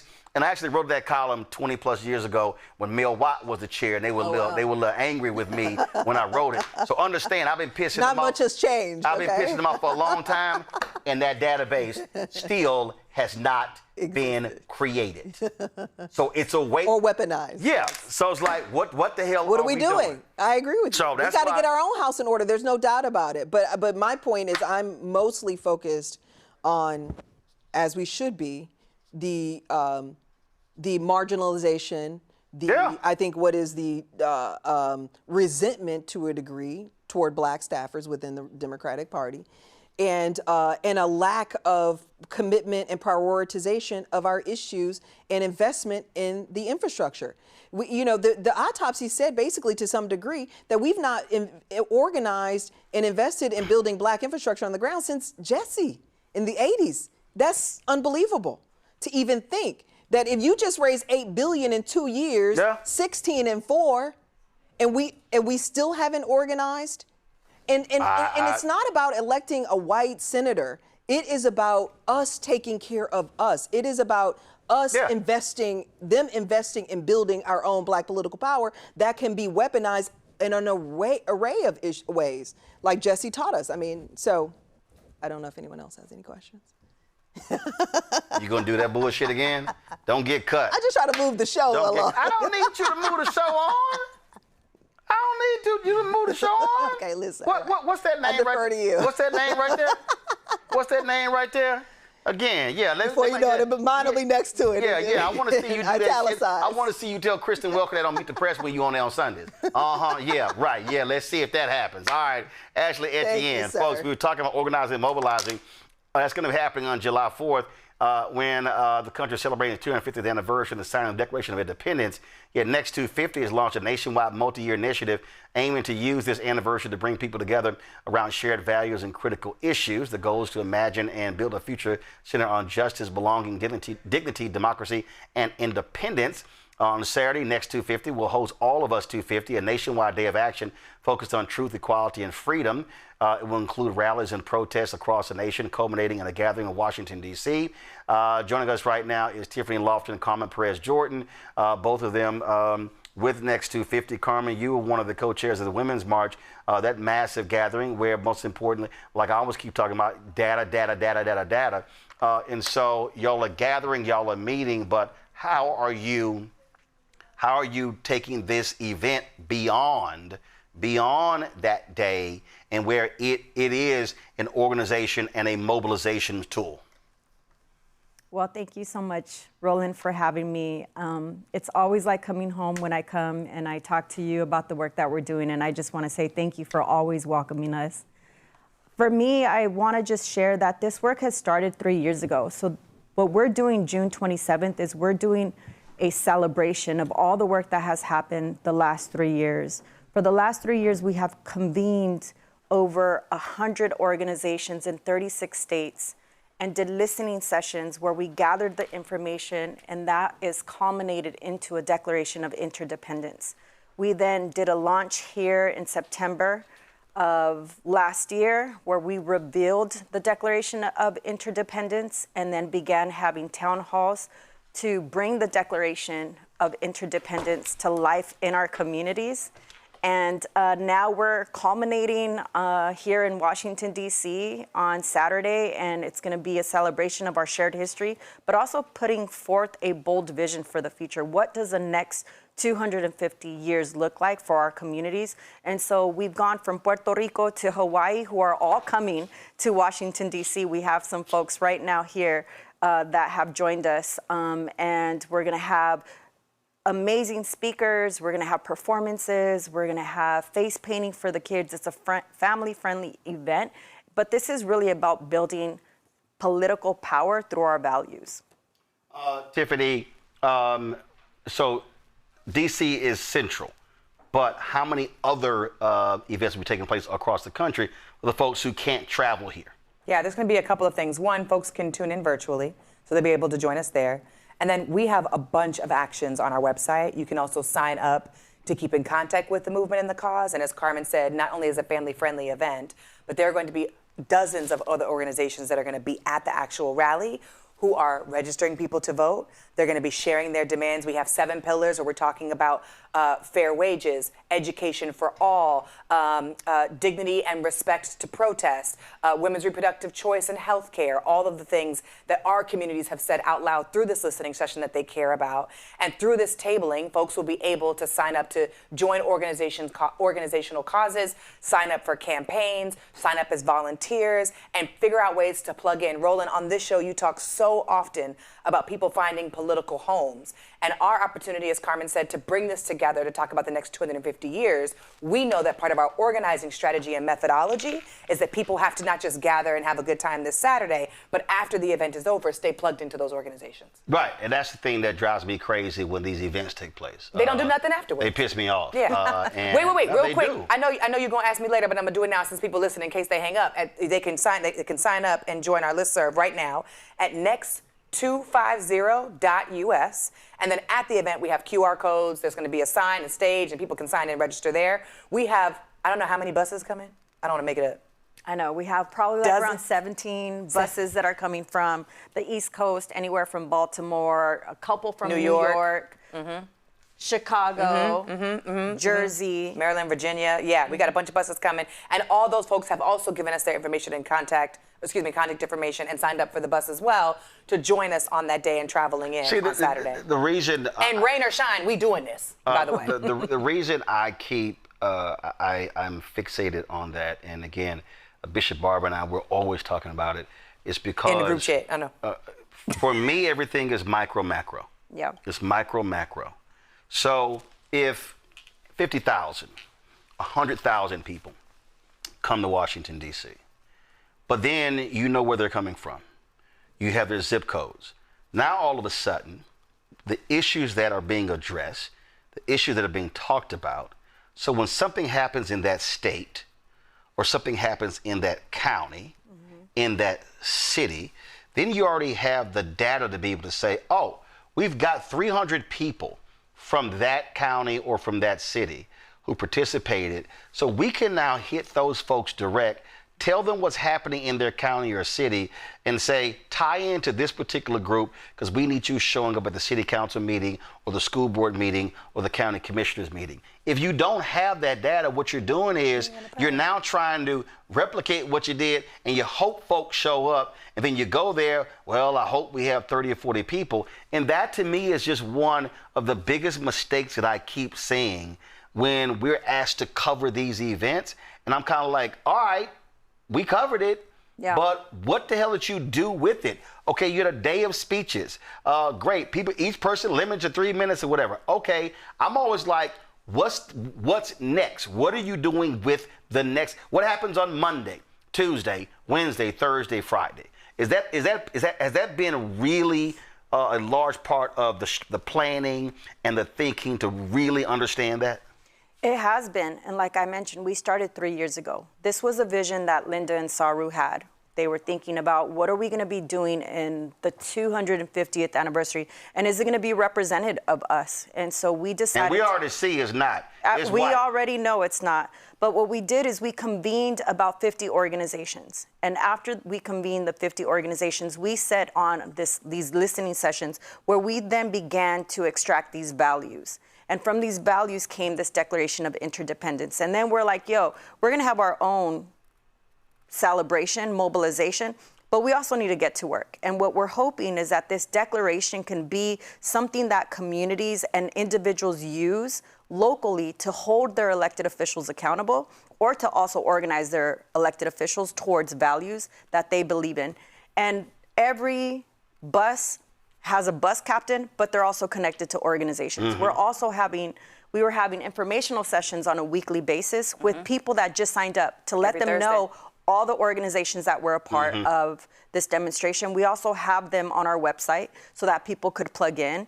And we're also letting people know if you're not able to make it to Washington, D.C., which we hope everyone can make it, you could plug into a local event that's going to happen. But beyond Saturday, there is going to be local organizing. There are going to be town halls. There are going to be conversations. We have speakers that are doing work around gun violence, like Tiffany said. And people who are impacted by that, we want them to make sure we want to make sure that they're connected to those folks. But there's also QR codes. We're asking people, sign the declaration, give us your information. They're going to get an email right after, and we're going to plug them into what's happening locally across the country. I have a question for Tiffany. Then on panel, I'm coming to you next. As Carmen was talking, literally what she was describing was when I interviewed Reverend James Lawson, and he talked about the Nashville movement. And what he said is, he said they spent 3 months meeting, discussing why they wanted this movement. He said then they spent 3 months talking about what they wanted to do. And the reason that was so instructive, because what probably drives me crazy the most is when you get a really great group of smart, energetic folk, and you meet for 2 or 3 hours. At the end of the meeting, they've already gotten an Instagram page, a website, plans to open a P.O. box, a bank donation account, link, right? And all of that. And you sitting there and you like, but what are we actually doing? And that probably is what drives me crazy the most. And so what you laid out, so significant thought has been put into this. To say that, hey, this has been a 3-year process. Roland, you're making me want to yell and scream right now because you've been in many of them damn groups. You're like, why are we? What are we doing? And then I try to Homer Simpson my way into the bushes. And 6 weeks later, nothing. It's gone. Nothing. Okay. Well, let me say in the short amount of time let me say a couple things. One is, as Carmen mentioned, this is a 3-year development. Because we know, and this is what, and also I don't know if folks know this, Carmen went to UC Santa Cruz, I went to UC Santa Cruz after this is my big sister right here. We both went through grass organizing weekend. Trying to say you old. I did not say that, that's my big sister. Trying to say it. That's my big sister. Tiffany does did I say that, but she petty like that. You know what's crazy is that she's known me longer than you, so she know I didn't mean that. Yeah, so listen, no. so what happens is this. I get called auntie, so you know. Which is wild because I'm also an auntie, which is crazy. So that does say a lot about both of y'all. I'm gonna call Uncle Roro, but go ahead. I call you Uncle Roland all the time. So here's the thing. 3 years of that process, I'm so grounded in you bringing up Reverend James Lawson, God rest his soul. Thank you. Because her mentor, Harry Belafonte, who's on this beautiful mural, and then both of y'all being my mentors, and these pieces around organizing strategically, not just so a group of people can get on the phone and ask themselves what do they want to do. The bigger question, as we all understand, is what are we going to win? Yeah. Right. It's not what are you going to do, because everybody can do. And I just said this. We called ourselves in the war room, or I don't know if that's secret, but we have this war room where we're sitting around the table and we are strategizing all day today about how this event is going to go well. What are all the things that can happen bad, and then how are we going to address and solve those problems, and whose voice is missing from the table that we haven't yet included in the last couple of discussions, and how do we make sure we honor DC, because we're coming to the nation's capital and people focus so much on the White House, which is not the focus of the thing. There is a community, and you and I know this because we've lived here so long, there is a community of people in DC. How do we honor those people that are here and the culture of DC and the folks who are grounded here so that we can bring them to the table to welcome us to their home, because we believe in honoring the land that we are on. So I say this, I said this earlier today, the people who do that, who do the do. Let's make an Instagram page. Let's make a website. Let's make a donation. I really just genuinely believe that those folks who go from ambulance to ambulance to ambulance are the folks who really don't know how to organize because they don't know what they want to win. And they don't know how to get what they want to win. We are very clear. We are aligned. Whether or not we like it, there is a big, I can't cuss here. I ran this morning 6.5 miles around the National Mall. And I tried to take a shortcut through one of the National Mall streets to get back to my hotel and couldn't because the National Guard has taken over the entire National Mall in Washington, D.C. There is a Ferris wheel, a rodeo, a stadium for fireworks, and all these things. Whether or not we like it, this administration and Donald Trump is trying to set us on a trajectory of danger and change that erases our entire 250th history. Oh, absolutely. Yeah. And so Linda and Carmen said, when they first called me months ago, they said, listen, whether or not we like it, this is what he's doing. And we know for a fact our people are not going to be there. Right. Yeah. So we need the alternative. It's happening at McPherson Square this Saturday at 11 a.m. We want everybody to be there, and it is all led by people of color. And I was like, oh yeah, we need to make sure that the question's always asked, when they look back, what are they going to say we was doing? This is what we were doing. And the strategy leading up to this has been in a long works because not just as a response to what's happening to the 50 years, but a declaration of interdependence says we are responsible for the future that we want to hold, not being reactive to all the problems that are happening, but saying here's what our agenda is going to be. And I really, really want all of our people to get on board with that, because the more that we can have a radical imagination, Linda talks about this, a radical imagination and a bigger agenda, I think the better off we'll be in taking care of ourselves, and the more successful we'll be in our movements. But when people want to get together and have a march over here and a march over here and a march over here and a march over here, one, it depletes our people. Right. Yeah. Because how many people, it ain't hard for us to recruit people to come to this. Yeah. Because all the people who are coming to this are not the three of us. I mean, we'll be there, but it's not the three of us. The audience for this are all the folks who want to get involved in now, because all of our organizing is rooted in we have to have constant ways to bring people into the movement. This is a new way to welcome folks. And people are going to be able to build. When I saw you in Montgomery, Roland, in the heat, it was 185,000 degrees in Montgomery, and everybody was passing out, and it was sweating. And it was, yes, it was. It was hot. All you need is a big hat, No. sweat towel. Y'all know I'm from LA, baby. We don't do whatever that heat was.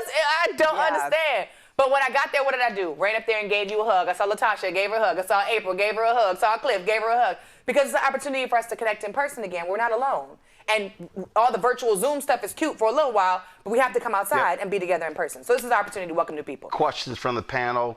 Hey, Rebecca. Hey, Dr. Carr. You might be from LA, but your ass country as hell. let me go to Larry. You left out Larry. Let me go to Larry. I'm sorry, Larry. Hey, brother. That's fine. Hey, how you doing? I'm wonderful, Listen, love. I appreciate all the work he's doing. And so you talked a little bit about the time it took to organize this, and you have a post-event strategy. But one of the components I want to talk about, maybe this is QR code and some of the other information, your demographic information you're collecting, is the financial impact, specifically in terms of how are people donating? What are some of the ways in which people can support this event? And like I said, the work you do after. We would love for people to donate. You could go to our website, www.next250.us/donate. But we've been supported by foundations, and we've been able to give that money back to the community that has been with us for the last 3 years. We gave $10,000 to every organization that held a listening session because we believed that their work was valuable. And we're going to continue to organize. We're going to continue to bring people to the fold. One thing that I will say about the last 3 years, I think often about, the future we're trying to build. I think about a 6-year-old young boy in 1931 who was deported to a country he wasn't from. That was my father. My father was born in Anaheim, California. And I often think about who was around him, who was protecting him, that long ago. And I want to be the generation that protects the future. And I believe that what we're doing is something that is bold, and I think that it's something that brings people together. And I also believe that when people show up, that's the biggest financial investment that you could make for our communities, is showing up. And we're inviting people to come June 27th because we need everybody there. Rebecca. So I have a question. I like those glasses, Carmen, very sis. nice to meet you. Hi. Thank you. Now, Tiffany, You here's just my get question. sidetracked. I get so comfortable here. You got to stop inviting me. I know that everybody's family here. Gone. Go ahead. I'm sorry, Rebecca. It's all good. So here's my question. I want to have a Gideon moment with you. So I know you heard that last segment, and you heard Ashley, you heard Roland talk about, it's just 2,500 people that were trained. And so we know as organizers. So Tiffany, I'm going to ask you a question. If you were able to do a virtual train the trainer of 10,000 people across the country, and they in turn were able to do movement work in their communities, how would that impact people's everyday lives if we actually had that level of investment just with 10,000 people? It doesn't have to be 100,000 people that get trained. It could just be 10,000 people who go through a train the trainer. I want to make sure that the people listening understand a little bit of organizing language. So, because you said train the trainer, and I don't think everybody knows what that is, and that's high level, right? So it's one thing to invite everybody to a webinar to come and do a training or hear a workshop or be a part of a webinar to learn about policy.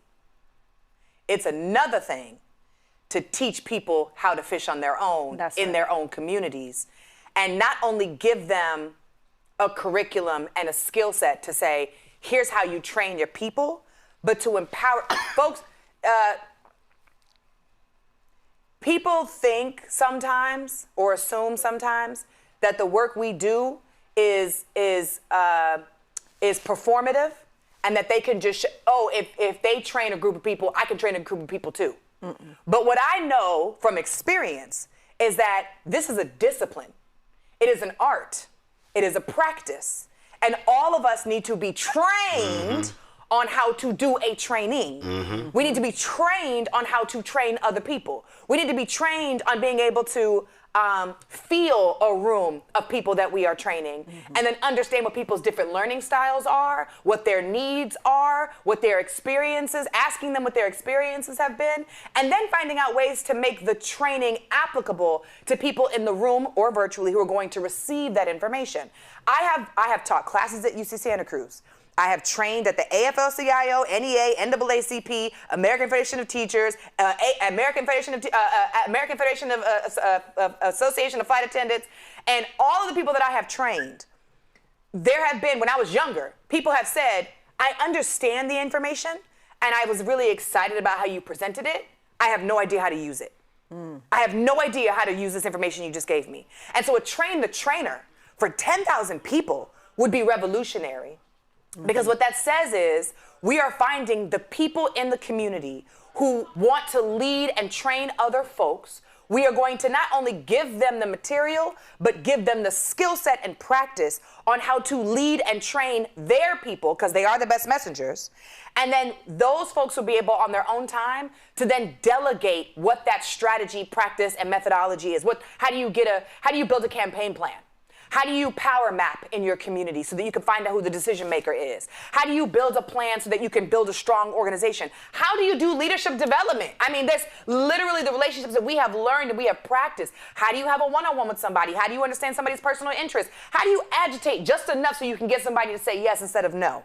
And if we could do that for 10,000 people, then that multiplication of those 10,000 turns into 1 million. Yeah. That 1 million turns into 10 million. That 10 million turns into 300 million. And that would be so revolutionary. I will say that my only addition to your question, to myself, to us, is we are so comfortable with doing things virtually. And the best part about the National Mobilization and the Next 250 that we're doing this Saturday is that all of their sessions were in person. And we have to connect with our people in person so that because they have to recognize authenticity. Me and Carmen was just talking, I got emotional and I was like trying to fan my face because I was trying not to cry. Because I've known her for so long and she's known me since I was so young that like there is a relationship here. If we go 2 months without talking to each other, I got my back and I got her back and she got mine. Because we have a trust there because we've seen each other in person. This ain't no virtual relationship. This ain't no Zoom contract that we were sitting here working on. Like, this is my girl, right? And so I think if we were to do a mass mobilization like that, we do have to figure out the in-person component to it, because I think since the pandemic, a lot of us have gotten comfortable with virtual, and that's a little bit of a lazy, it's also cost efficient, but it is a little bit of a lazy way for us to be able to explain things to people and get people to use their hands. But also virtual is great, but virtual does not allow for you to build intimate relationships. No. Yeah. Because usually what happens in he said that again for all the dudes on the apps and the dating stuff and all that. Can we pivot for 2 seconds? Can you just tell people that's trying to date virtually that we just want to be outside in person so I can get to know you while we sit at the table and have a real conversation so I can understand what your politics are, as opposed to me checking to see if you got kids, a Christian, believing liberal, Republican, whatever. That's why I got off the app, Roland. It's not working. Yeah, I wasn't gonna read this, but oh Lord, what are you doing? Wait, what are you doing? What are you doing? Before I go to Greg, I was not gonna read this, but he is not lying. What are you doing? Hold on, let me find. Torius Grantham put on the message board, Tiffany needs a sedative. She's hyper as fuck. I know kids that don't have this level of hyperactivity. Love her, but it's like she has a serious diehard battery in her back. So Can you please I'll try. Can you screenshot that for me, please? Don't be talking about Tiffany like that. Thank you, sis. First of all, no, Thank you. I was trying not. need people with I know. Also, does he think I'm a kid? I'm almost 40. I was trying not to read it, but that was funny as hell. But the point I was saying, I do got a battery in my bed. The point I was making is that beautiful. when we meet in That type of person, what often happens is there are conversations that happen outside of the actual sessions. Yeah. So you actually get to know somebody, you begin to understand somebody, and that's the piece that I don't think people understand. When I all of the interviews that I've done, when I've studied the movement, the Black Freedom Movement, it wasn't about the event. It was about, okay, how did you build a lasting movement?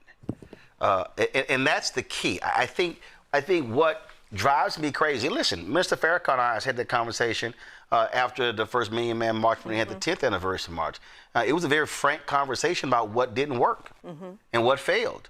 And we had the same discussion at when he came on my TV One show, the 20th, about what took place in the previous 10 years. And so I'm just a firm believer of I'm personally tired. I think a lot of people are tired of gatherings that don't end up having results. Yeah. 1 year, 5 years, 10 years down the road. That's why a lot of stuff people invite me to cover. I said, no, invite me to the 6-month follow-up. You always do. Yeah. I'm like, don't do. I'm not gonna come to the news conference. Yeah. Invite me to the 6-month. There was a town hall you got invited to, and you said you wasn't going. Invite me to the thing afterwards. Yeah, I I was remember. being straight up because again, it's a lot of that. And my whole deal is we need results. And I think the reason people are frustrated with politics, the reason they're frustrated with civil rights groups or other groups, is that they're not seeing the results of all of the speeches and the work. They want to see what actually changed. Greg Carr. That goes back to Rebecca's question and the conversation you had earlier too about elected officials. They want to see results, but they just want to engage with you when it's election time. Right. And not give you the things Greg? Hey, Dr. Carr. Hey, what's going on, Tiff? It's good to see you, sis. And hey, Sister Carmen. And yeah, he had to put you on blast like that. He gonna get medicated. I'm not offended. Y'all know I ain't on nothing. I ain't worried about him. I know. You know, Hey, I'm just gonna go ahead and pin that to the top. Go You are. See, Oh, you know I'm petty. I'm King Petty. Somebody screenshot that, please, and send it to me. I got it. for all the new people who watching tonight, just know that they love each other very dearly and they each other. That's all. But you know, I was really, as always, inspired and instructed, Tiffany, when you share with us what you're doing. And Carmen, when you talked about your father and talked about the fact that we have to be bold and we have to do this together in this Declaration of Interdependence, you know, quite frankly, and Tiffany knows this, you know, the United States is not going to be here in 250 years. Yeah. I wouldn't bet on it being here another 50 years in its current configuration. But looking at the people that you're bringing together, including a couple of dozen indigenous nations, folks from El Salvador, any thoughts on really us finally having the confrontation with the fact that this really isn't about the founding ideals of this country, because the founding ideals of this country are white nationalism. And we saw Stephen Miller slither out from under his rock today to talk about New York City being half immigrants and LA's the same and they've lost the plot. You're white supremacist, sir, and we should break your political back. I suspect that the people that you all are bringing together, and you know, I'm going to try to get down there this weekend myself. I think I'll be in town. I'll certainly be watching online if I'm not in town, but I want to see this, as you say, in person. A lot of where we are now, and you allude to this on the website with words like culture, words like narrative, we're down to a fundamental renegotiation of this entire project, this entire criminal enterprise. How much of this interdependence really goes beyond notions of like citizenship or patriotism and really are about having a conversation and working together to create a fundamentally different society, the kind of thing that doesn't just excite young people, but excites old people like me, excites all those movement activists, brings us back to the real central tenets of the Rainbow Coalition. I'm talking about Fred Hampton and the poor whites and the young lords, and then before Jesse and all that. How much of this is really about having that serious conversation that will ignite the fire, that will help finally maybe get us to the point we can create a new society out of all this? You know, I come from the school of Harry Belafonte and Nane Alejandres from Barrios Unidos, and I go into prisons. And I think one of the things that I will say about this process is the fact that my elder, who's in his 70s, is here with me in D.C. He flew from Santa Cruz, and when I was coming here, I greeted him in the lobby. And, you know, so this is an intergenerational movement. The work that we do isn't just for one specific community, but it's intergenerational. We're guided by our elders. And I think that's the excitement, is the fact that what we extracted from these listening sessions is the fact that we are more aligned than we are divided as a country. We want to live with dignity. We want opportunities in our community. We also want to feel like we belong.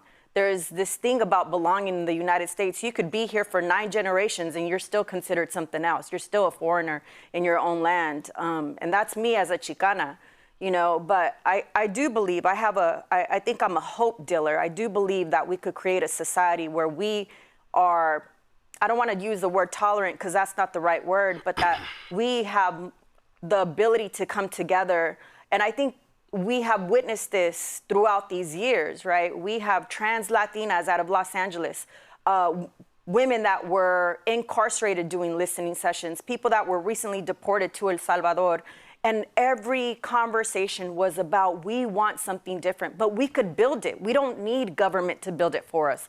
We don't need systems to build it for us. We can actually build it together. And when we heard from the students from Newark, the young men that were like, we want to be able to walk down the block without getting shot. I mean, that is real. That is real in our communities. And that's something that can actually happen because there are some communities that don't have that type of problem in it. And so I do believe that we could build something. You know, I think a lot about what you were saying. You know, Ruby Dee had come to a gathering that Harry Belafonte had convened when it wasn't the Gathering for Justice. She said, I've come to places like this so many times and I leave without an assignment. So everything that we do is about a purpose. That was a meeting in Atlanta. That was a meeting in Atlanta.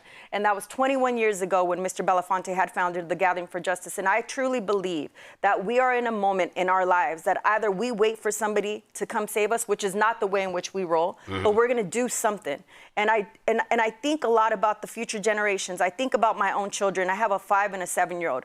I'm not waiting for them to save this planet, to make sure there's a living wage, to make sure that their mommy could have access to repro rights. I believe that it is my responsibility to make sure that they have that. And it's going to continue that way because there's a lot of us who are willing to stand on the front lines to make sure that that happens. And so I am, you know, I know that maybe the planet won't or the U.S. won't exist, but I do believe that there's going to be a different type of community that we have that is interdependent because I don't live independent of anybody, you know? Tiffany. I really shouldn't go after that. That's where we should drop the mic right there. You know, Dr. Carr's question made me think how if we were to maybe poll like just the population and ask our black folks how many folks don't believe America gonna be here in the next 50 years, people would get scared. I really think that, I think that we're having this conversation and I am ready for America to be gone in 50 years, so us to have a new thing. But even during the Black Lives Matter movement, we were saying abolish the police and defund the police. People could not conceptualize what that looked like just yet. And so part of this, like, you know, radical imagination that we're bringing on Saturday to this space is not just like, again, let's think about the last 250 years, which deserves homage and honor and respect and like sometimes grief and a lot of other things. But it is and also honesty. But it requires truth and honesty. But it also requires us to think about the next 250 in a way in which we've never thought about it before. Right. So as Carmen said, it's not just I don't want to get shot on the side of the street. It's not just I want a fair wage. In 250 years, none of us will be here anymore. So do we want to just pass on to the next generation of folks like what America looks like but a little bit better? Or are we trying to really imagine a different direction that is interdependent, where we are all interdependent of each other? And it's uncomfortable. It can be scary. People might not have answers. But in the work that we do, as Carmen said, she's the hope dealer, this is literally what we do. This is what we're trying to help people understand, is that there is a new agenda, that there is going to be a new world in which we want to create together and that we can live in. And it doesn't have to be constrained to the limitations of what we've been through. Go ahead. Oh, sorry. Ooh, I sounded like Kamala Harris just now, didn't I? No, Ew, sorry. the thing that I do want to add is the fact that what we learned from these listening sessions, it was the first time that our communities were asked to imagine a 250-year, or even think about the next 5 years. Oftentimes, our communities aren't giving the resources or given the time to actually think, because we're in such defensive survival, mode. right? We're surviving in our communities. So I will say just I hope that one day we're able to release the information from the listening sessions. And I also really hope that people get to experience June 27th at McPherson Square, because that is a place where we're trying to actually create how it would feel in the next 250 years. We want to create a space of belonging. We want to create a space where our children are able to laugh again without being in fear. We're going to feed people. We're also going to pass out snow cones, and we're going to listen to these amazing speakers and performers, and it's going to be a moment of joy, and I think our community deserves that. So I think one of the, as both of you were talking and listening to Greg's question there, there's a book that we're working on right now. It'll draw out pre-sale in September, will drop in February. And it really speaks to moving forward. And one of the reasons why the themes continue to come back on this show in terms of when I'm challenging our organizations, I'm challenging how we spend our money, what we spend it on, is because one of the big reasons why our major groups, our civil rights groups, cannot do what we want them to do is because they're funded by corporate America. They are controlled by external forces. And so that's who they answer to. And when you answer to external forces, then you can't reimagine. You can't, why are you looking like that, Tiffany? You can't reimagine. You can't think about this thing in a different way because you're constrained. You talk about Harry Belafonte in his book. Why did he say he took care of his money the way he did? He said, because I did not want them to do to me what they did to Paul Robeson. They took Robeson's passport. He could not earn a living, and he couldn't get hired in this country. The previous conversation we had, the top of the show, the conversation we had about temporary status and impact on Haitian and Syrians in this conversation, is also precisely why 8 years ago in September, why I said we have to create this show.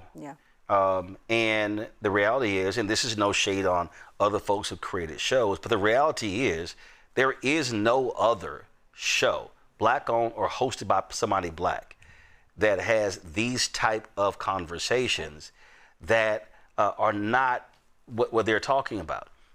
And creating this place, having this studio, being able to have the dialogue is important because, again, when we are dependent upon them saying yes, because I take it MS Now, CNN, ABC, NBC, CBS, Fox News, News Nation, OAN, Newsmax, I take it they're not having this level of conversation. Absolutely not. And this is the thing that our folks have to understand.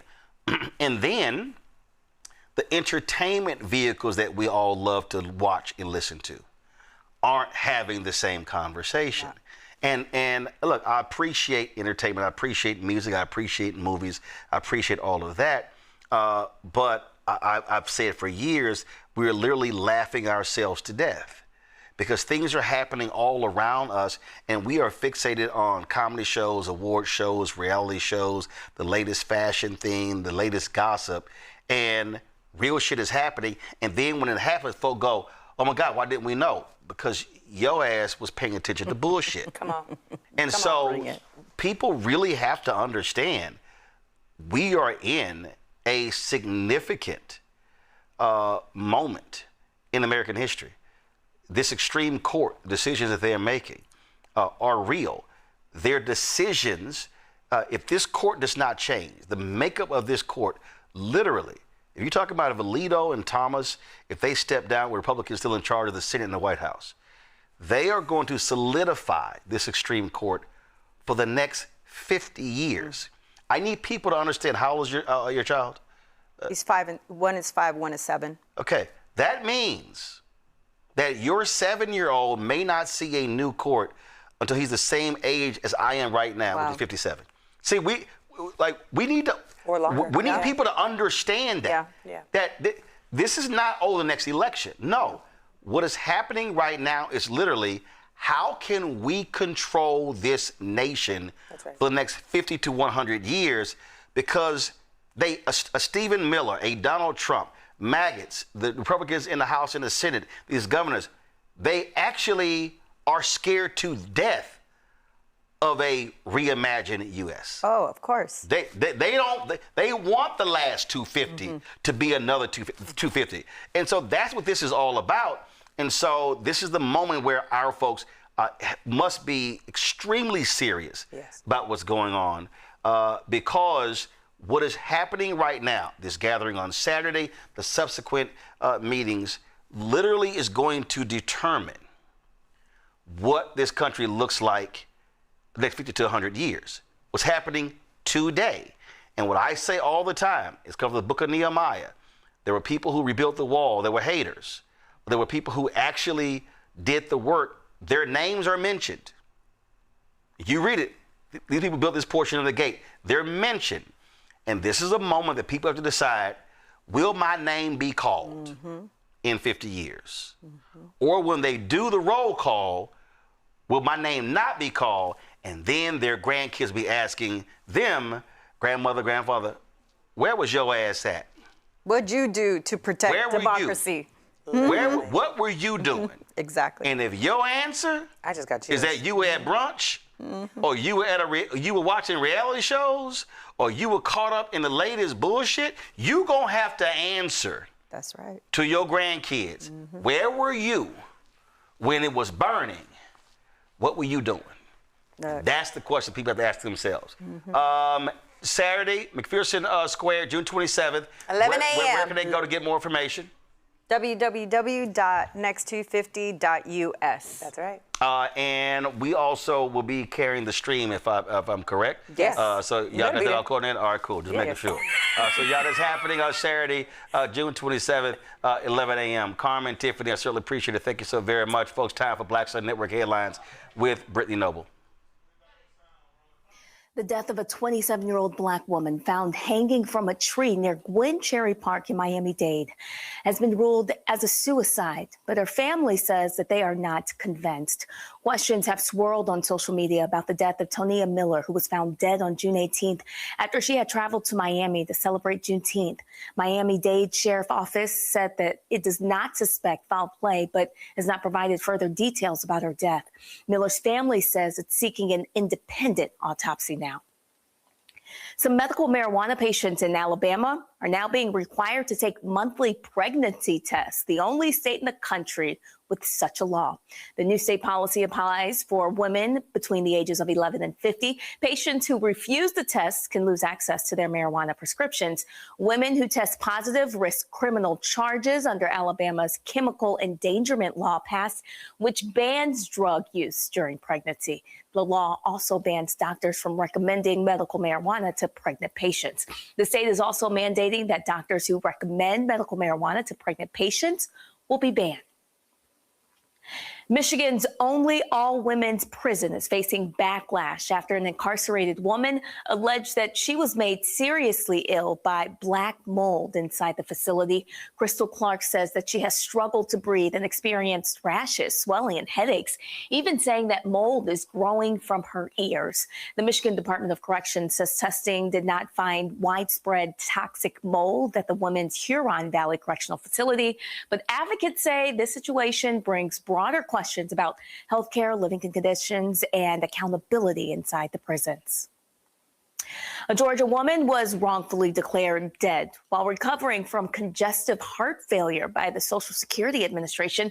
Adrienne Wells Chapman was still recovering in the hospital when she discovered that the Social Security Administration had listed her as having died in September of 2025. Now that government mistake has upended her life. She lost access to her bank account, Medicaid coverage, and food assistance benefits. Without Medicaid coverage, Wells Chapman began receiving large medical bills, including one bill from Emory totaling $48,000, while another one from Piedmont reached $52,000. The Social Security Administration said they are reviewing the situation. Former Social Security Commissioner Martin O'Malley said staffing reductions contributed to processing delays and clerical mistakes affecting recipients. A GoFundMe campaign for Wells Chapman has raised about $1,500 so far. And local officials in Mississippi rejected an attempt to rename a country road in honor of a Black World War II veteran gunned down in what is believed to be the first killing by the White Knights of the Ku Klux Klan. Clifton Walker was fatally shot in February of 1964 by the KKK while driving home. At the time, both Wilkinson County Constable Gordon Bud Jeter and Klansman Ed Fuller were considered suspects in the case, but prosecutors refused to charge them. Last month, Walker's family asked local officials to consider changing the name of the road where he had been killed from Poorhouse Road to Clifton Earl Walker Road. But on Monday, the Wilkinson County Board of Supervisors rejected the request, saying that a majority of the residents who lived on the road were opposed to the name change. All right, folks, be sure to catch Brittany Noble every day on the Breakdown. Brittany Noble, noon Eastern on the Black Star Network. Again, every day, noon Eastern on the Black Star Network. Folks, that is it for us. Fantastic show. I appreciate all of y'all for watching the show. Be sure to support the work that we do by joining our Bring the Funk fan club. Your resources are critically important for us to do the work that we do. Let me thank, first of all, Larry, Rebecca, and Greg for being on today's show. I certainly appreciate it. We did not get to our conversation regarding the Democratic Socialists of America. We will have that conversation tomorrow. Trust me, we're going to be having that conversation a lot more. So, again, I appreciate y'all joining us.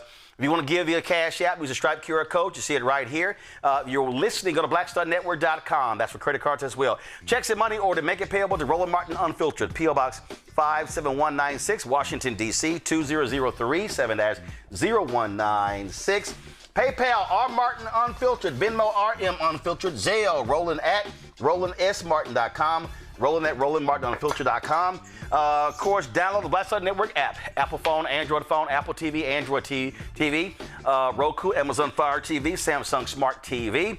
If you want to get our Roland Martin Unfiltered swag, be sure to go to shopblackstarnetwork.com. Hats, t-shirts, all that good stuff by going to Black Star Network, shop blackstarnetwork.com. And of course, all the products that you see in our studio right here, these are Black-owned companies. More than 50 of these companies are on shopblackstarnetwork.com. So when you go to our marketplace segment, you are supporting those Black-owned companies. Download the app, fan base. Be sure to follow me at Roland S. Martin. Folks, that's it. I appreciate it. Shout out to Central State. I'm rocking their shirt, the Marauders. Shout out to see y'all. Of course, I was in Ohio on Monday with Representative Joyce Beatty. So Central State today. Well, before us, relax. I'll have y'all on tomorrow. And I'll see y'all tomorrow. Holla!